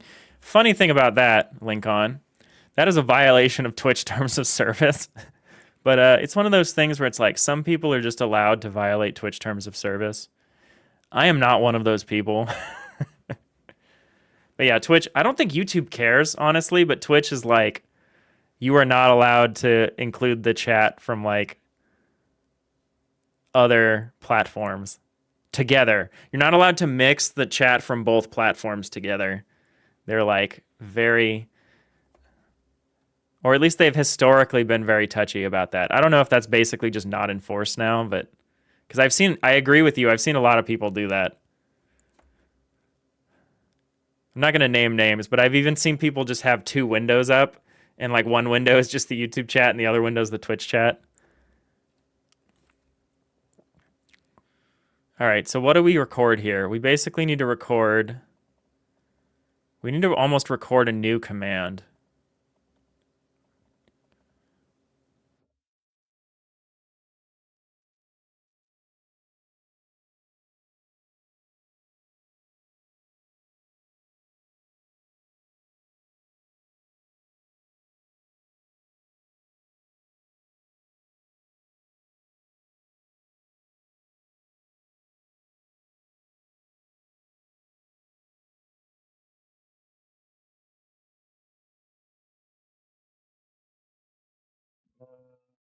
Maybe we don't record a new command. Maybe we just record. Can I just add to the existing command? Because we do want to know that it's a place rather than an erase.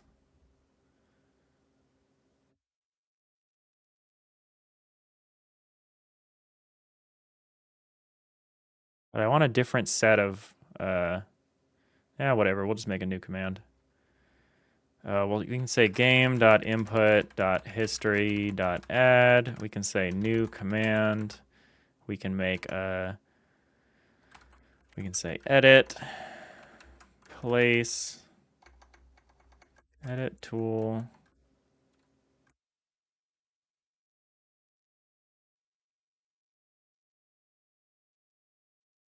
place. No, we need to know that this is a redo, don't we?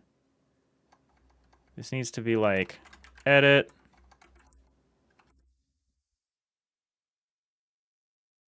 Oh no, we're just recording what we did. It's place.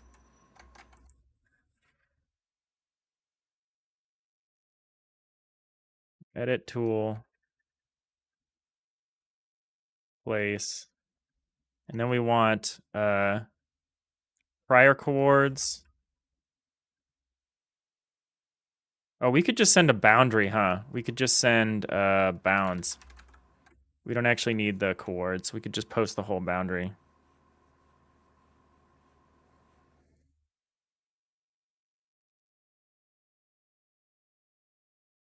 I need to change this way this works, because right now when we start a command, they're not mixed, they're separate windows. Yeah, maybe that's the way around. Maybe that's the way around, is they're not mixed. Maybe that doesn't violate Twitch terms of service if they're separate windows. That's a good question.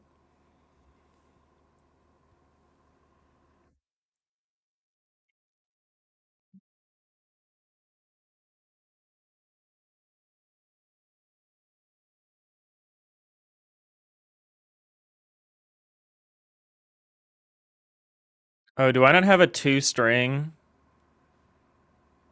I probably don't have a parser for boundaries. How do I do that right now with vectors? Anyway, vectors I have.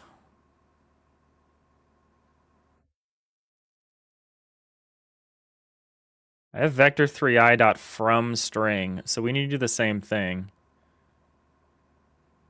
I need to see what the boundaries toString function is. Gray lines, personally, you wouldn't risk it. Yeah, me neither. I'm your channel between the two platforms. I am the conduit of chat.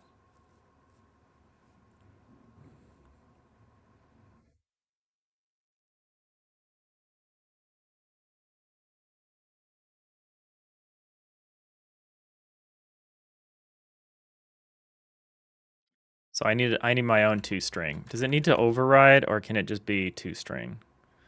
Public string toString. How do I do it with my vector3? My vector3's toString is really dumb.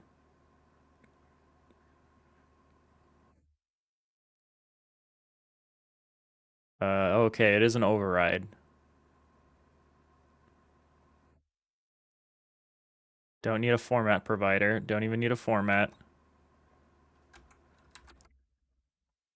Let me blah, blah, blah, blah, blah. toString. It's just gonna be return. Yeah, that's like all it's gonna be.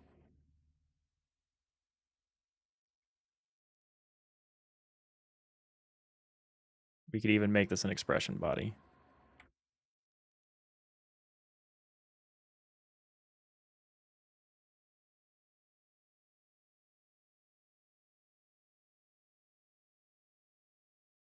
Okay, now we need the from string, which is a little more complicated.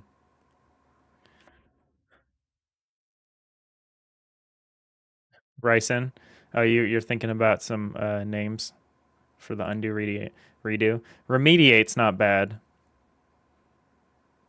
Remediate, redress, revise. I do, honestly, when I am naming things, I just do a synonym check for like one word and I just look through.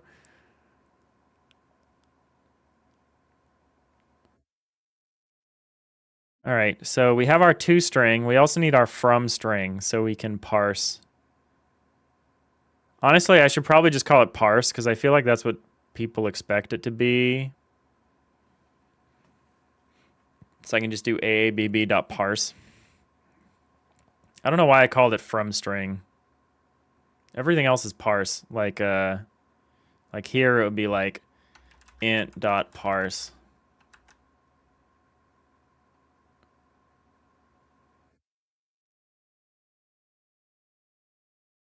Their parses are good. enum.parse.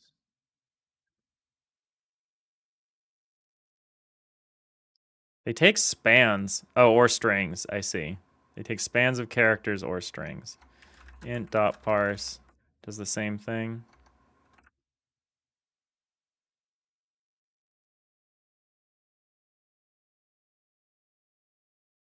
Yeah, there's a lot of options here. I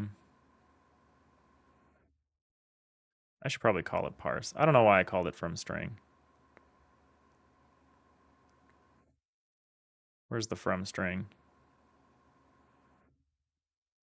Vector3i dot from string.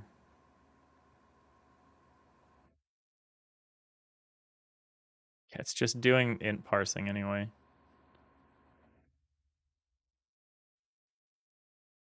Let's call it parse.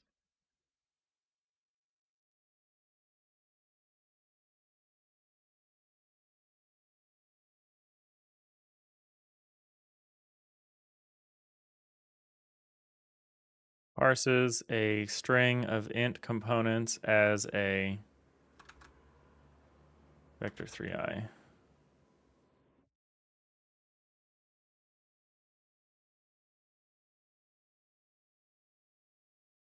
Okay, so we're basically going to do the same thing for this.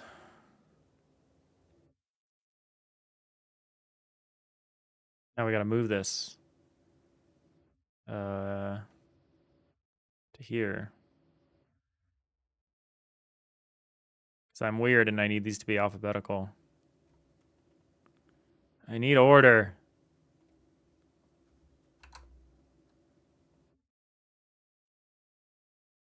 Why is indentation never retained correctly when you move stuff around?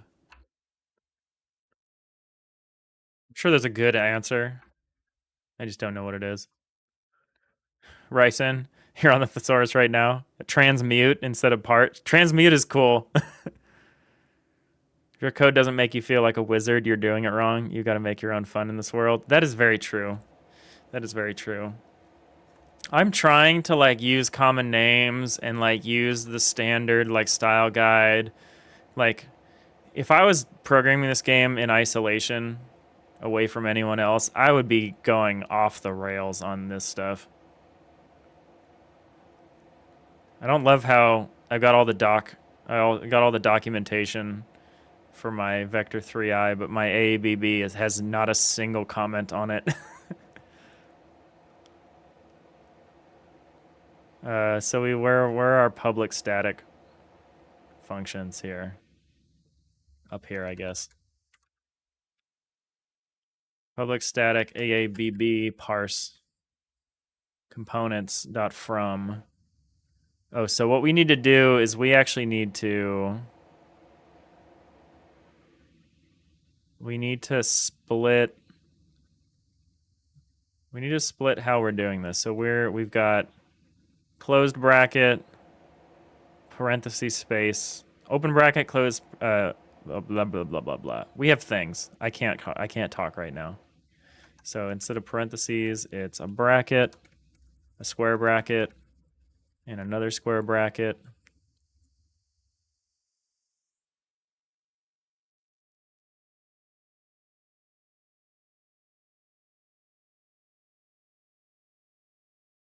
Then we'd say return new AABB. Instead of this nonsense, we'd say components 0 dot parse. We'd say vector3i dot parse components 0 vector3i dot parse components 1. Does that not work? Are you not happy with me? Oh, I put the parentheses in the wrong spot. Polymorph could be typecasting. Yeah, it could. That's pretty good. That's pretty fun. Okay, so we can parse AABBs now, in theory. Assuming I don't change the constructor ever.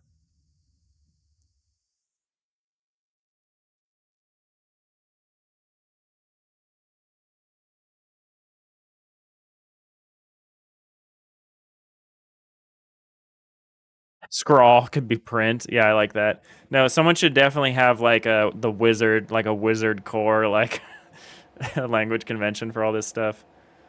So now here we're gonna say bounds. What we're gonna do is we're gonna say bounds.toString. Well, hang a bell.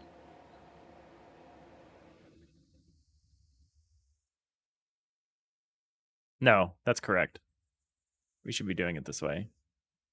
Local variable bounds might not be initialized before accessing.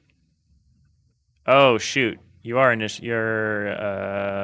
your prior bounds, not bounds. Prior bounds dot toString. Now what are you complaining about? Oh, I need another one. I need to get the ticks. I really don't want to do this. Get ticks. Maybe we don't do it that way. Maybe we get like a turn.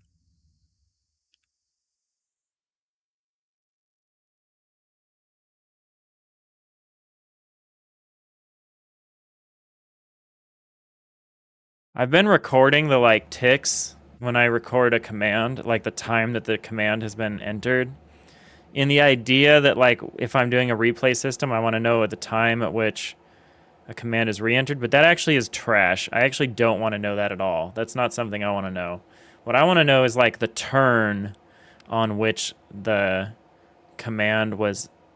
I want to know the turn the command came in, but I actually want to know the turn that the command was processed. That's all I really want to know. I just want to know the turn on which the command was processed. So I am getting rid of the tick. We're not storing ticks. That was a dumb idea. What we should do eventually is record the turn so that we know when to reapply the command, but here it should say on turn. But this is the turn that we're submitting the command, not the turn on which the command is being executed.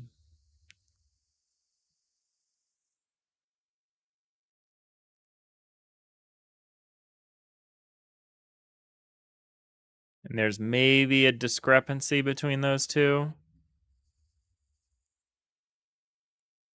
I have to think about that. I should have done more planning. That's like my rallying cry. That's like the problem of sitting down and just like starting to stream and then being like, this is what I'm going to work on today. And not thinking about it. For now, we're just going to get rid of the idea of recording. Command on step of args.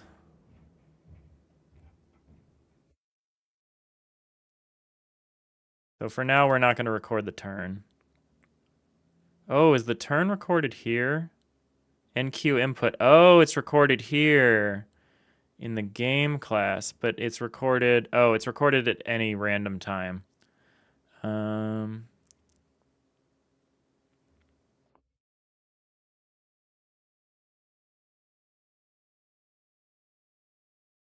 should probably store the turns separately.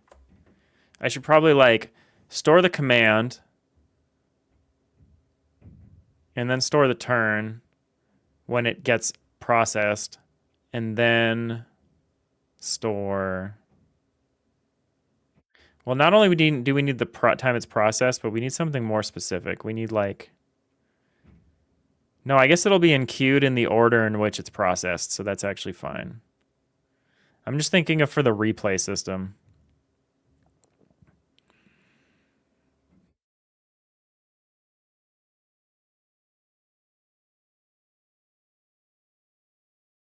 I guess when we record the command, we can record the turn separately. That's probably what we should do. And we're not going to worry about it right now.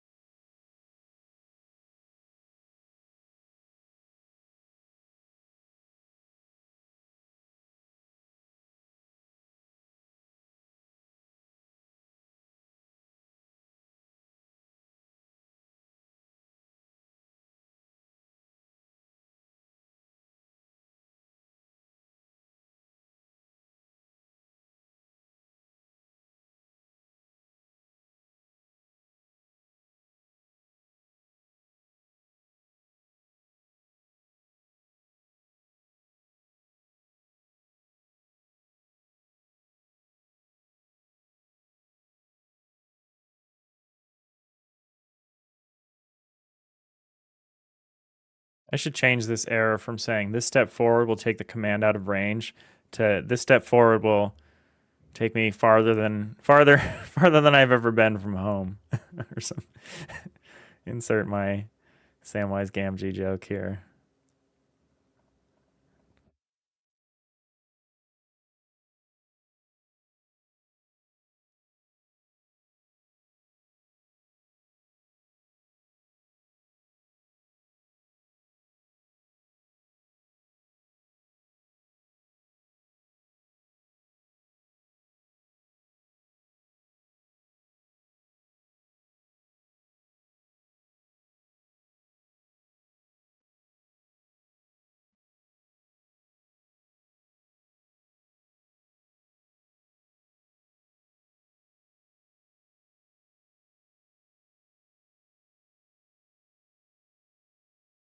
I do need to reset this command.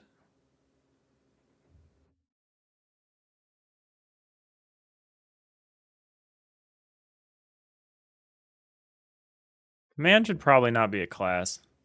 It should probably just be a struct.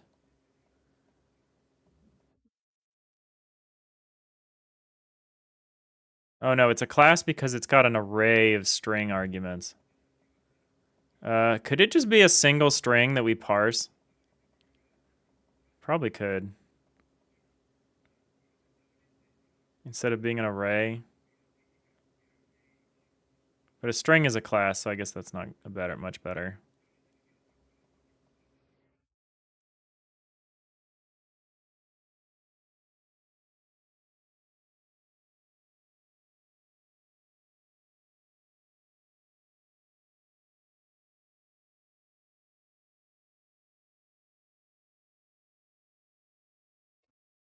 So this says I still have this issue where block.hasAny is just allocating a shit ton of memory.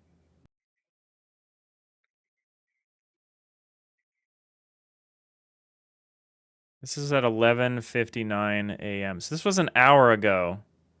It's the last observation, so I'm pretty sure I've resolved this. No Joule, maximum warp. How do I tell you that, like, I think you're good now? It has been observed in an hour.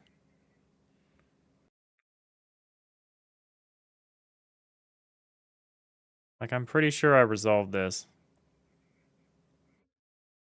It's not convinced.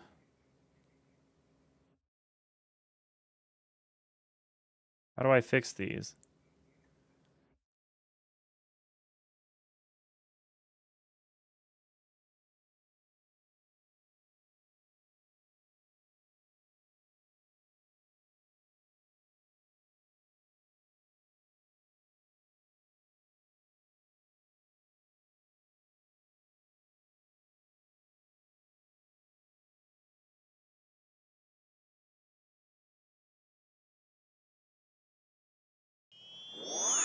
Okay, I see all of this stuff. How do I tell it that I've fixed it?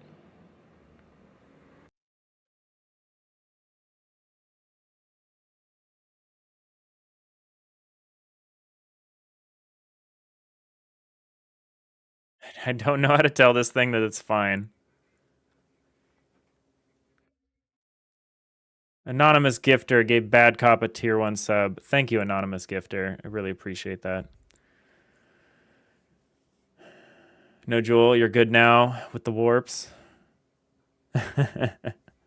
No, we always need more warps. I mean, we want maximum warps, right? How many warps does it take to get maximum warp? It's a question. It's one of those eternal questions.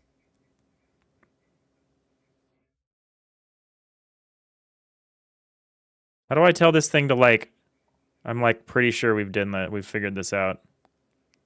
Oh, Mark is fixed. Love it. There we go. Found it. JetBrains has so many features. It takes me a minute to figure them out sometimes. But thank you so much, Anonymous Gifter.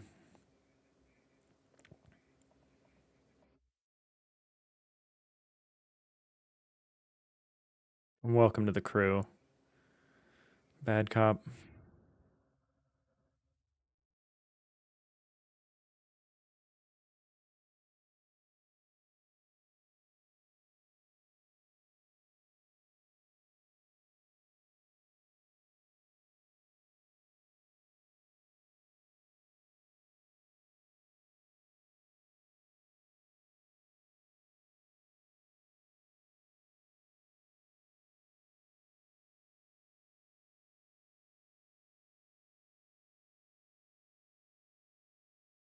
Maybe we record these histories separately. Maybe we store a record of inputs and then we store a separate record of outputs. And the output record, the record of outputs is like the history state that we like index into and like move around and stuff. And we can use that for undo redo. And then we have a separate record of inputs. And that way I can still, if I do a playback and I'm concerned that someone broke something by like flickering undo redo all the time or something, I like that. I like that. I like that a lot.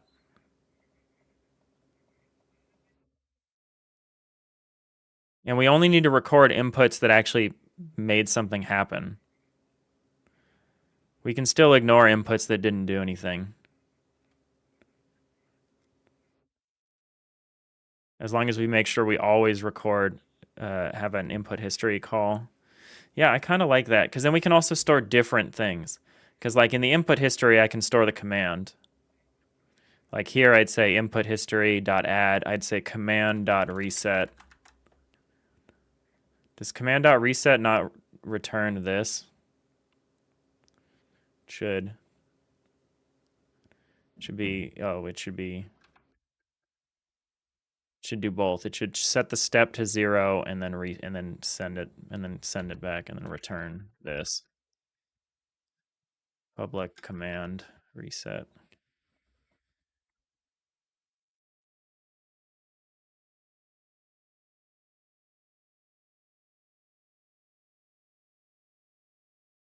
All right, I think this is a nice compromise. Because then we have the history of the inputs that we made, of all the inputs that we made during the session. And the output history can just be like what actually, well, yeah, I don't know. I don't know. I understand you're not supposed to record undone moves. But if I do a replay, I want to replay the undo redos.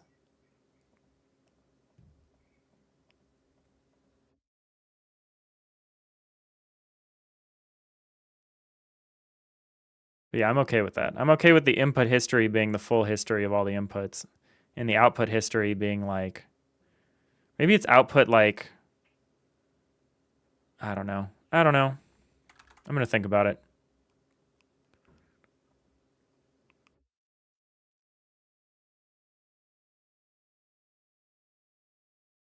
All right, who all is writing to this? Just tool system.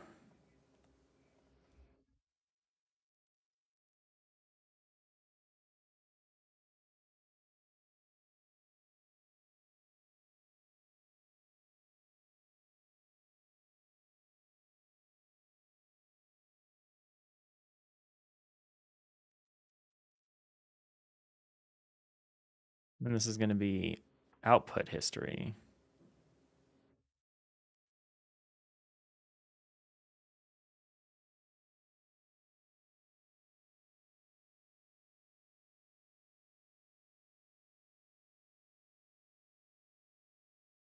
Maybe it's not history. Maybe it's like output and then it's like actions or something like that. Maybe that's what we call it. Maybe we have a public list of something that we call actions.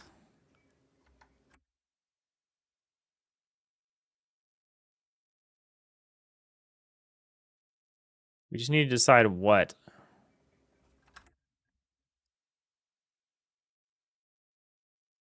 System already has a word for an action,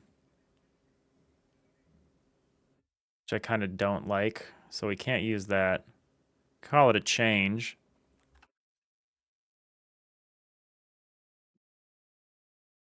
System does not have a word for change.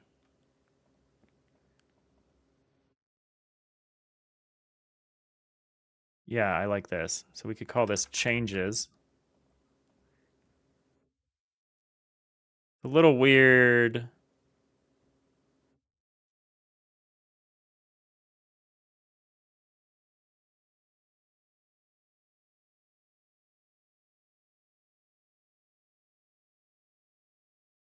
I'm actually not sure about that.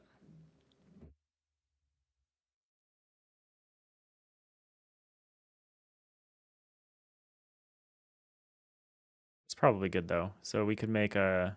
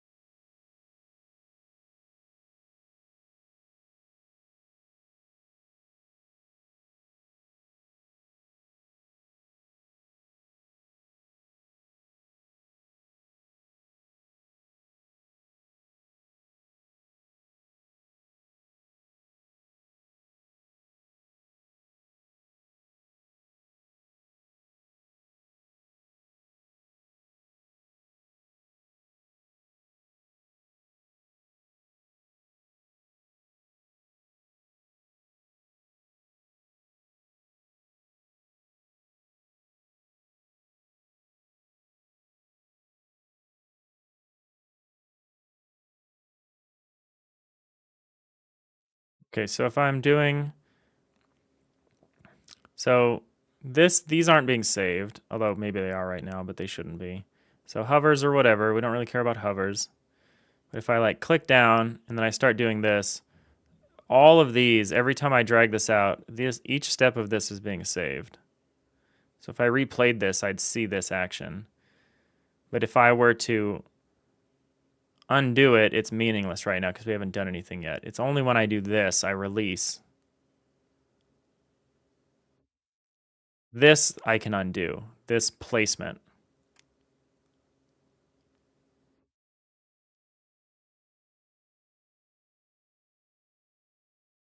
So yeah, I think we are going to have two separate lists.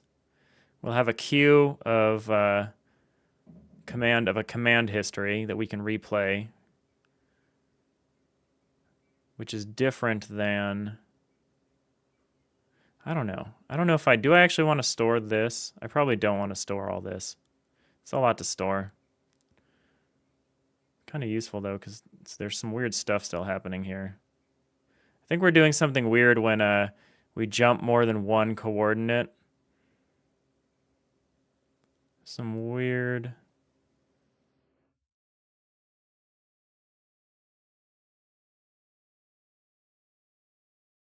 stuff happening. But at least it seems to be cleaning itself up, even when something weird happens for like a frame. We aren't storing this every frame either. We're only storing when the cursor's moved far enough to change coordinates. So yeah, I guess I don't want to store this either. Ooh, although that's weird. That shouldn't be happening. How is that happening? When even is that happening? Yeah, that's weird.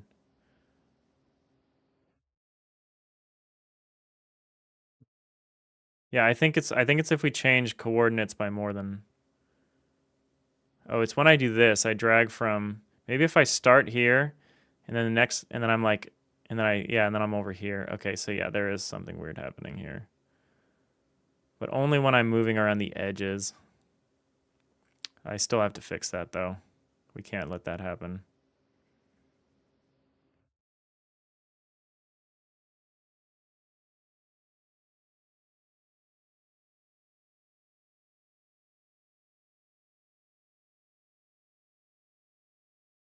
We need to clean that up.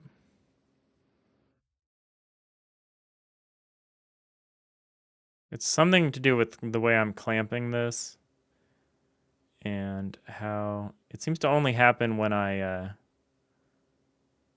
cross over this one little valid area here. It's like I switch modes or something. This doesn't happen if I'm just... Even if I'm moving really fast, as long as I'm staying in the game, in the playable space, we're always updating correctly. Really got to turn off this print. I don't need this print anymore. Shenanigans, you think you're gonna head out? You have a hectic week the next couple days. You probably won't see me until next week. No worries. Have a great week, Shenanigans. We're almost there. We're almost at the weekend. Yeah, today, after I log off of this, I have to do so much in the next few hours to meet a Friday deadline. It is it's rough stuff. It's one of the cases where I decided to automate a process, and like the first time you do that, you run the automations and stuff, you end up spending more time than you would have if you had just done the whole thing by hand, but it'll be worth it. Just maybe next time I'm not going to try to set up an automation with a hard deadline looming.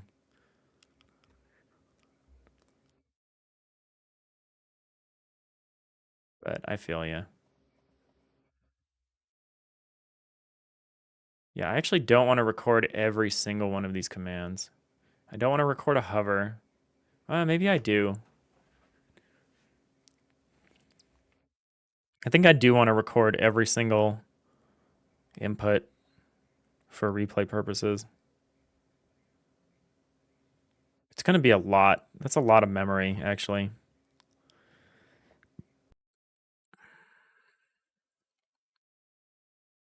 I'm just concerned about any input getting us into a bad state and then not being able to. Yeah, I guess as long as that's the thing though. And maybe I need to change my model of this because I've talked about this before, but like when we're running this little preview block around, this is like we're changing state. But maybe this shouldn't be the primary state. Maybe this should be like, maybe I should consider this like a separate thing. Because right now this is just the block volume, and we're just like, it's the same thing as doing this, but it's just temporary. We're just undoing it the next, every time we move, we're undoing our little preview block. And so it's like, it's a permanent change, quote unquote, in that it's being written in there. Like if I did this, here's the problem with this that I'm now realizing. If I do this and I click save, it's gonna save the preview block because the preview block is part of that. I need to not do that. We need a separate representation of stuff that's been actually placed versus stuff that's just pending. I need like a separate, I need either a way to remove pending things, or I need like a buffer. I need like some safe place where things can be while they're pending until the actual permanent change has been made. That's a good point. I wonder how I'm going to do that, because right now I've hooked everything in pretty directly. I mean, I guess right now we're in an edit state. So when you're in an edit state, you probably want to take, like if I'm in an edit state and I load a ship or I create a new ship or something like that. No, that doesn't solve the issue, because the issue I'm having is this. What is the status of a pending block? Or, you know, a board with a pending move on it. I don't want to store the whole board twice. What I need to do is I need to be able to distinguish pending things. And if I do something like save or undo or whatever, the pending thing isn't really considered part of that.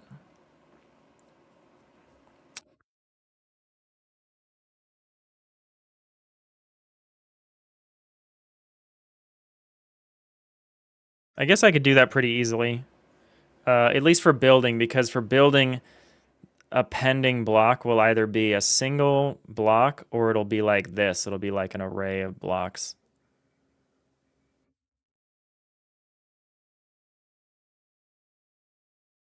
And we can just record those separately.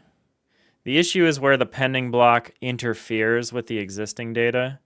So like, I know right now it makes no difference, but like if I was overwriting what was here in this permanent area with the pending stuff, then we'd have a bit of a problem. I handled this previously by storing the pending data as like a dictionary of like, here's like the pending stuff. Right now I could just do it as a single AABB, And then when we lift up, we would go through a process of getting rid of that. But if I was doing this and I hit save or something, what we would need to do is we would need to undo all the pending block changes and recover whatever hidden blocks were underneath. But we don't need to do that right now.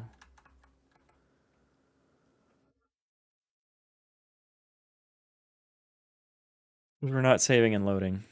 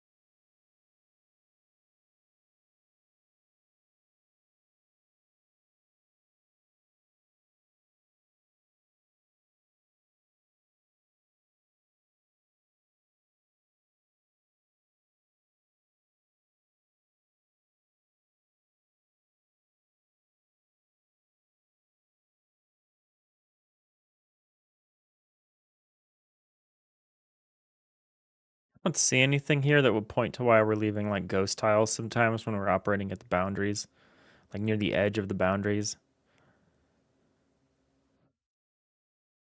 And if anything, this should, I guess this only happens if we don't overlap at all. Prior bounds, bounds, buffer.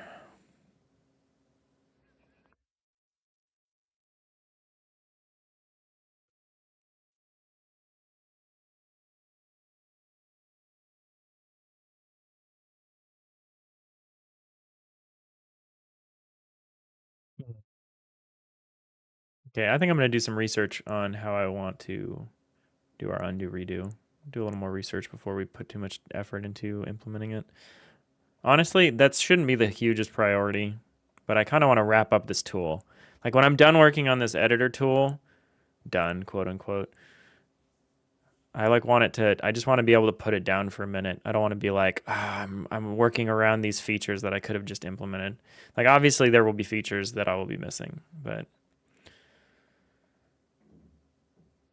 I really want to get working on some other stuff. But I don't want to leave this unfinished. It's the horrible, I guess that's the thing everyone deals with, that push and pull. I guess we just have to be good at making the evaluation of what's worth doing. And I think undo redo is worth doing. Save and loading is required. So I guess we need to think about saving and loading more than anything else. And that's pretty easy, but I guess we'll solve one of the problems at least with saving and loading. We'll solve this problem of these pending blocks, which is like a preview block.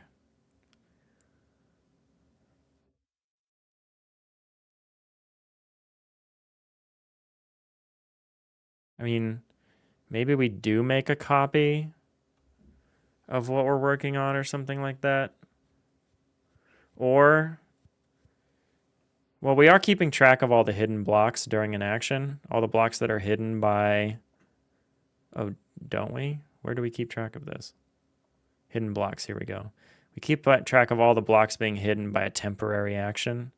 So I guess what we do is whenever we save something, or undo, or whatever, or an undo redo, if we're going to change the underlying state, we need to reveal all hidden blocks first, which basically deletes, Well, we need to reveal all hidden blocks and remove pending blocks. So I think I'm going to start recording pending blocks again. We did this in the previous version, and I stopped doing it because I didn't need it at the moment, but I think we need to start doing it again. So pending blocks.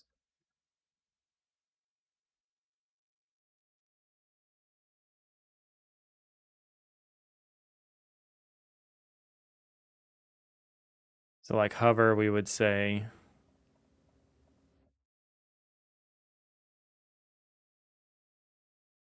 I got to decide where I want to do this within the code. I probably want to do it within the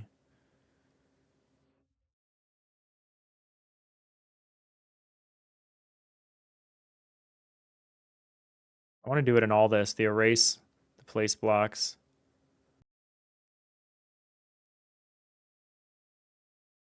And then the reveal blocks would, maybe I'd have a reveal pending block since, reveal inactive blocks. Maybe we call it active blocks. That's blocks we're acting on instead of pending. That sounds better.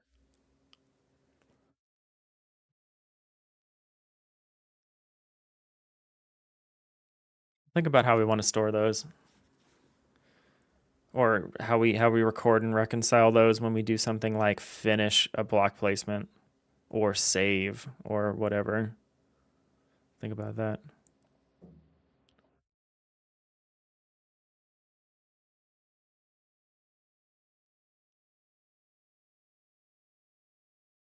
So we'll keep working on this tomorrow on our undo redo. I do kind of want to do something different on Saturday. I kind of want to try to do like maybe some more game design kind of things, because I've been watching and listening to a lot of stuff about turn-based games, turn-based tactical games, and I have a lot of ideas, and I think I just need to talk those out. And I think Saturday's a nice day to do that because I'm not like bogged down with my day job. We're kind of just hanging out. We can dig into like an Obsidian canvas and just start saving things, like storing like references, mock-ups, do all of this stuff kind of stuff. I want to do some more fun stuff that's not just like programming or like very tedious like pixel art animations. I'll start doing some more fun stuff on stream. I want to start doing some more design. So I think that'd be fun. But I think I'm gonna wrap it up. It's a little early for us, but I have some stuff I need to do, and like I said, I'm working on it as a deadline. That is, I basically need to finish this afternoon. This is the big project I'm working on, so I need to go do that, and get lunch and start laundry and all of the things that a human being needs to do. So I'm gonna cue up the music.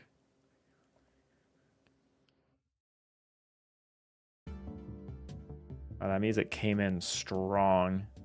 Usually a waveform kind of ramps up. This waveform is just a wall. What's this sound like?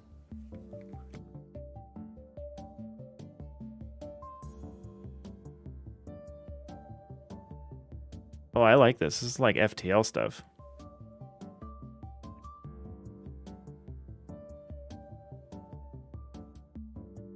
Oh, I've already liked it. That's probably why.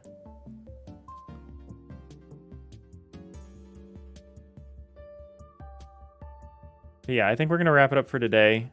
I'll be back tomorrow.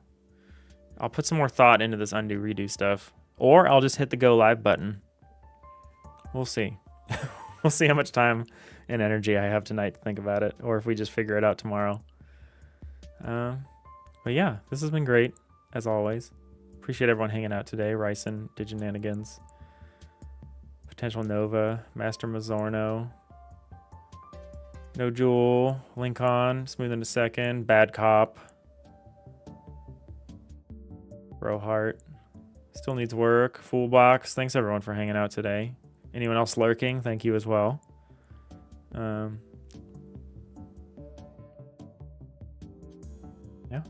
Thank you all so much for watching, and I'm going to see you next time.